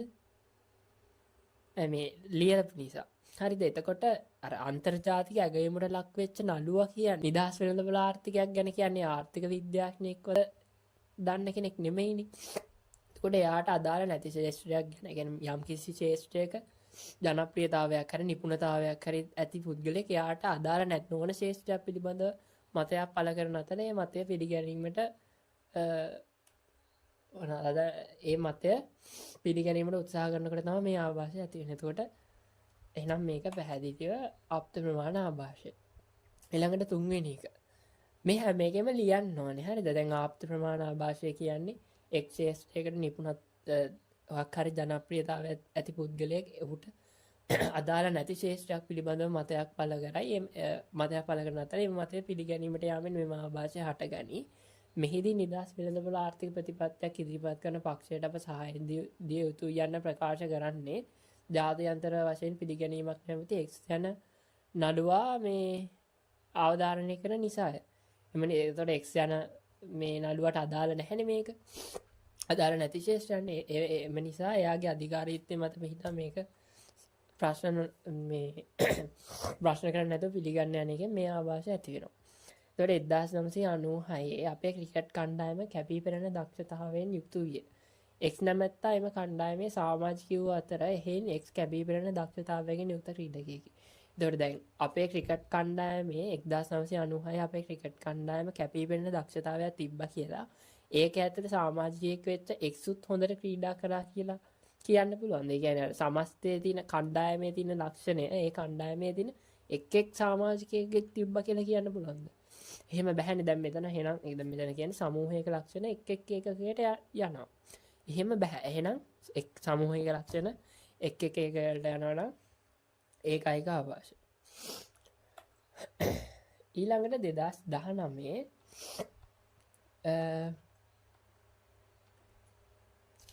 පක්ෂීන් මිනිසුන්ට වඩා වැඩි ප්‍රමාණයක් ඇත. මේ ගිරවා පක්ෂියකි. එහෙයින් මේ ගිරවා මිනිසුන්ට වැඩි ප්‍රමාණයක් ඇත. හරි. දැන් බලන්නකො මෙතන පක්ෂීන් මිනිසුන්ට වඩා වැඩි ප්‍රමාණයක් ඇත කියලා කියන්නේ කියන එක බලන්නකො. දැන් පක්ෂීන් මිනිසුන්ට වඩා වැඩි ප්‍රමාණයක් ඇත. ඒ කියන්නේ අර පක්ෂීන්ගේ තියෙන සමස්තයේ තියෙන ලක්ෂණයන්නේ. පක්ෂීන් මිනිසුන්ට වඩා වැඩි ප්‍රමාණයක් කියන්නේ පක්ෂීන්ගේ සමස්තයේ තියෙන ලක්ෂණයක්. ඇත්තටම පක්ෂීන් මිනිසුන්ට වඩා වැඩි ඉන්නවා. හැබැයි පක්ෂීන් කියන වර්ගයේ ඇතුළේ ඉන්න එක සමාජිකයෙක් ගිරව කියන්නේ. දැන් ඕක ඇතුළේ ඉන්නවා ගිරවා, මයිනා, හරිද? ඒ වගේ එක සත්තු ඉන්නවනේ. එතකොට ඔය ඇතුළේ ඉන්න එක සමාජිකයෙක් තමයි ගිරව කියන්නේ. එතකොට අර පක්ෂීන්ගේ තියෙන මුළු ලක්ෂණය මේ එක ගිරවටත් ආදේශ කරලා තියෙනවා. ඒක හින්දා මේ ගිරවත් මිනිස්සුන්ට වඩා වැඩි ප්‍රමාණයක් ඉන්නවා. අර සමස්තයේ ඉන්න පක්ෂීන් අතර ඉන්න එක්කෙනෙක්නේ ගිරව කියන්නේ. එතකොට ගිරවටත් ඒ සමස්තයේ ලක්ෂණයම තියෙනවා කියලා හිතනවා. එහෙනම් සමස්තයක ලක්ෂණ එක වලට යනවා නම් ඒකයික ආభాෂය. අපේ ඊළඟ දෙවෙනි එක අපේ වනාන්තරවල ඇති වටිනා දැවගස් කපමින් වයි අබේ ශාක විනාශ කරන බව එක්ස් කියයි. එහි ඉන්නේ බොරුවක් විය යුතුයි. මක් නිසාද මම දැක්ක එක්ස් තම නිවස අසල කොස් ගස කපාද ගැමීම සඳහා විකුණනවා. එතකොට දැන් මෙතන තම මේ මොනවාද එක්ස් අපේ මේ අර වනාන්තරවල ඇති වටිනා දැව කපන බව දැවගස් කපමින් වයි අපේ මේ ශාක විනාශ කරනවා කියලා එක්ස් කියන එක බොරු කියලා කියන්නේ එක්ස් මේ තමන්ගේ නිවස අසලේ කොස් කපා දැමා විකුණනවා කියන කාරණාව මත. එතකොට ඒක පුද්ගල ආලම්බන තර්කාභාෂය. ළඟට අප සියලු දෙනාටම මේ මහත් කීර්තියටපත් පුද්ගලයන් විය නොහැකිය. මක් නිසාද අප සියල්ලන්ටම එච්චර ලොකු ප්‍රසිද්ධියක් ලබා ගත නොහැකි නිසාය. අවයවවල කියන එකමයි නිගමනය කියන්නේ. එහෙනම් සාධ්‍ය සම තර්කාභාෂය. විනිශ්චයකාරතුමා අමතමින් ජනාධිපති නීතිඥයා මෙසේ කීය. ස්වාමිනී ඔබ බිරිඳට පහර දීම නතර කළා යයි විත්තිකරුගෙන් නැසූ විට ඔහු ඔව් යන පිළිතුර දුන්නේය. ඒ නිසා ඔහු තම බිරිඳට පහර දුන් බව පිළිගන්න ඇත. ඔහුට ඊට දඬුවම් කළ යුතුය. එහෙනම් මෙතන මොකක්ද කියන්නේ? අර මේ ඕන කරුණ මේ ප්‍රශ්නය يعني පිළිතුරේ අන්තර්ගත වන ලෙස ප්‍රශ්න අහනකොට මේ ආభాෂය ඇති වෙනවා. ඒ කියන්නේ අපි ඔව් කියලා පිළිතුරු දුන්නත් නෑ කියලා පිළිතුරු දුන්නත් අර අදාළ මුලින් ඒ කියන්නේ අදාළ කාරණාව ඔප්පු වෙනවා. ඒකට දැන් මෙයා බිරිඳට පහර දීම නතර කරා කියලා මෙයා ඔව් කිව්වොත් ඒ කියන්නේ මෙයා නතර කරලා ඒ කියන්නේ නතර කරා කියන එකෙන් කියනවා නේ එයා බිරිඳට පහර දීලා තියෙනවා කියලා. නැහැ කියලා කිව්වොත් එයා දිගටම තමත් පහර දෙනවා. ඒ කියන්නේ නවත්තලා නැහැ. ඒතකොට ඔව් මොක කිව්වත් අර බිරිඳට පහර දෙනවා කියන එක එකෙන් කියවෙනවා. හරිද? එහෙනම් මේක බහු ප්‍රශ්න ආభాෂය. ඒක ඊළඟට 2012 ඒ කියන්නේ මේ මෙතනින් පස්සේ මේ අවුරුදු ගානක මම හිතන්නේ නැහැ. ඒක හින්දා ආයි 2012 ඉතින් මේකේ මේ දෛන මූල ආభాෂය ගැන සාධ්‍ය සම ආభాෂය ගැන එහෙම පැහැදිලි කරන්න තියෙනවා. එතකොට හරි. මේකේ තියෙන එක පළවෙනි එක ශ්‍රී ලාංකිකයින් ආගන්තුක සත්කාරවලට ලැබිය. එහෙයින් එක්ස් නැමැත්තාද ආගන්තුක සත්කාරවලට ලැබිය. ශ්‍රී ලාංකිකින් ආගන්තුක සත්කාරවලට ලැබී කියලා අපි දන්නේ කොහොමද එක්සුත් ආගන්තුක සත්කාරවලට ලැබී කියලා. කියන්නේ අර එක්ස් කියන්නේ ශ්‍රී ලාංකිකයෙක්ද කියලා කියවිලා නැහැනේ. මම කිව්වනේ අර අඥාන මූලික තර්කාභාසයේ එන්න පුළුවන් ක්‍රම තියෙනවා කියලා. එක ක්‍රමයක් තමයි මේක. කියන්නේ කියවිලා නැහැ හරියට මෙයා කවුද කියලා. එහෙනම් මේක අඥාන මූලික තර්කාභාසය. එතකොට ලියන්න ඕනේ මේ අඥාන මූලික තර්කාභාසය කියන්නේ යම් කිසි කෙනෙක් නොදැනුවත් කම නිසා කිසිසේත් ඔප්පු යති කරන ඔප්පු වාසය පිළිගන්න යන එකෙන් තමයි ඇති වෙන්නේ. මෙහිදී මේ ශ්‍රී ලාංකිකයින් ආගන්තුක සත්කාරවල ලැබුවත් මෙහිදී එක්ස් නැමැත්තා ශ්‍රී ලාංකිකයෙක්ද යන්නේ කියවිලා නැහැ කියලා ලියන්න ඕනේ. ඊළඟට වැසි වසිනවත් සමග මහා ගිගුරුම් හඬක් පැන නැගුණි. ගිගුරුම් හඬට හේතුව වැසි වැටීමයි නිගමනය කළ හැකිය. මෙතනත් පැහැදිලිව පේනවා ගිගුරුම් හඬ ඇතිවීමයි වැසි වැසීමයි කියලා මේ එක ළඟ සිදුවන සංසිද්ධි දෙකක් අතර හේතුඵල සම්බන්ධයක් තියෙනවා කියලා වැරදියට හිතලා තියෙනවා. මොකද ඒක හින්දා මේක කාකතාලීය ආభాෂය. ළඟට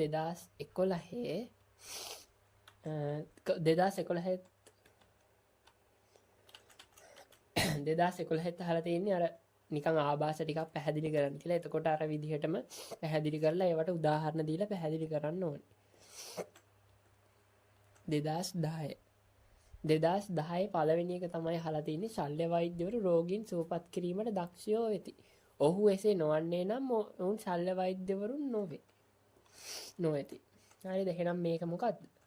අර අවයවවල තියෙන එකම තමයි මේ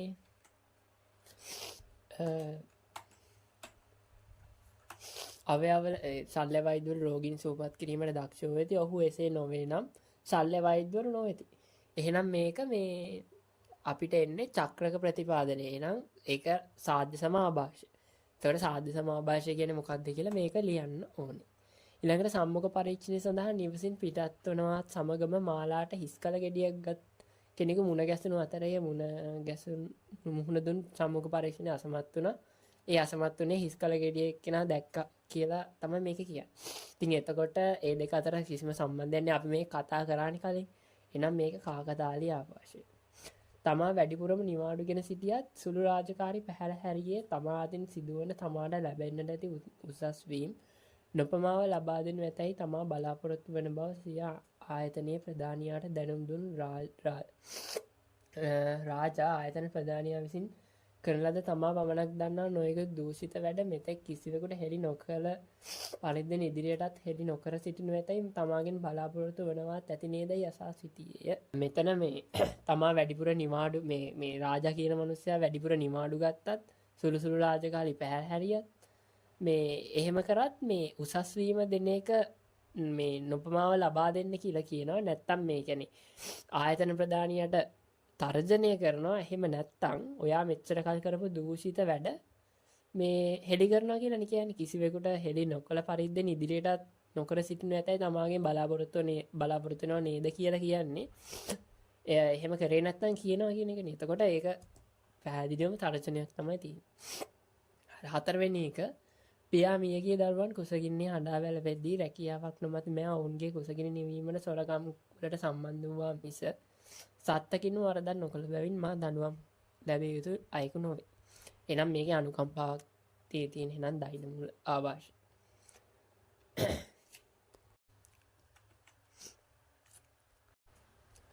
පසුගිය මාස දෙකේදීම පැවති තරඟවලදී රතු දොප්පි පැළඳ ඔල්ලොරසන් පැවැත් වූ කණ්ඩායම් පරාජයට පත්විය.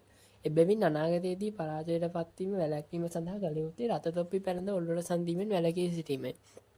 දැන් පසුගිය මාස දෙකේදීම පැවතිලා තියෙන තරඟ පරාජය වෙන එකයි රතු තොප්පි දාගෙන නටන එකයි ඒ සිද්ධීන් දෙක අතර හේතුඵල සම්බන්ධය නැහැ. රතු තොප්පි දාන නටන එකයි මේ තරඟේ පරාජය වෙන එකයි.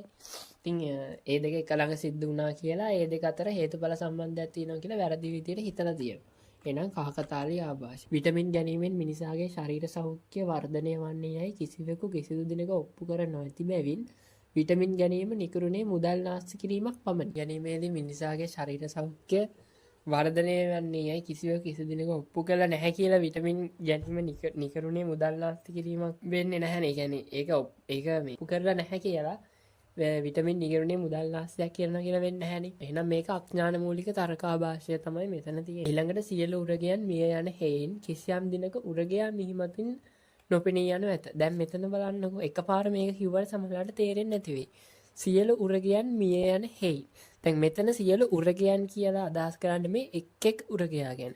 සියලු උරගයන්, ඒ කියන්නේ එක් උරගයා මිය යන නිසා කිසියම් දිනක උරගයා මිහිමතින් නොපෙනී යනු ඇත. ඒ කියන්නේ මෙතන කියන්නේ සරලව එක් උරගයාත් මැරෙනවා. ඒකින්ද මේ උරගයා කියලා මෙතන අදහස් කරන්නේ සමස්තය.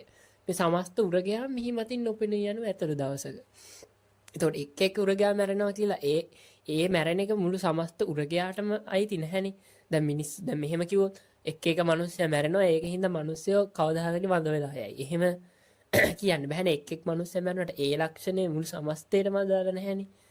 මේ එතකොට ඒ වගේ තමයි මෙතන සියලු එක් උරගයා මිය යනවා කියලා ඒක සමස්තයටම අරගෙන තියෙනවා. එහෙනම් එක් කියලා සමස්තයට යනවා නම් සමුහ. ඊළඟට ඉහළ යන සෑම දෙයක්ම පහළට පැමිණේ. පසුගිය මාස දෙක තුළ පෙට්‍රල් මිල ඉහළ ගිය නිසා නිසකව පහළට පැමිණි.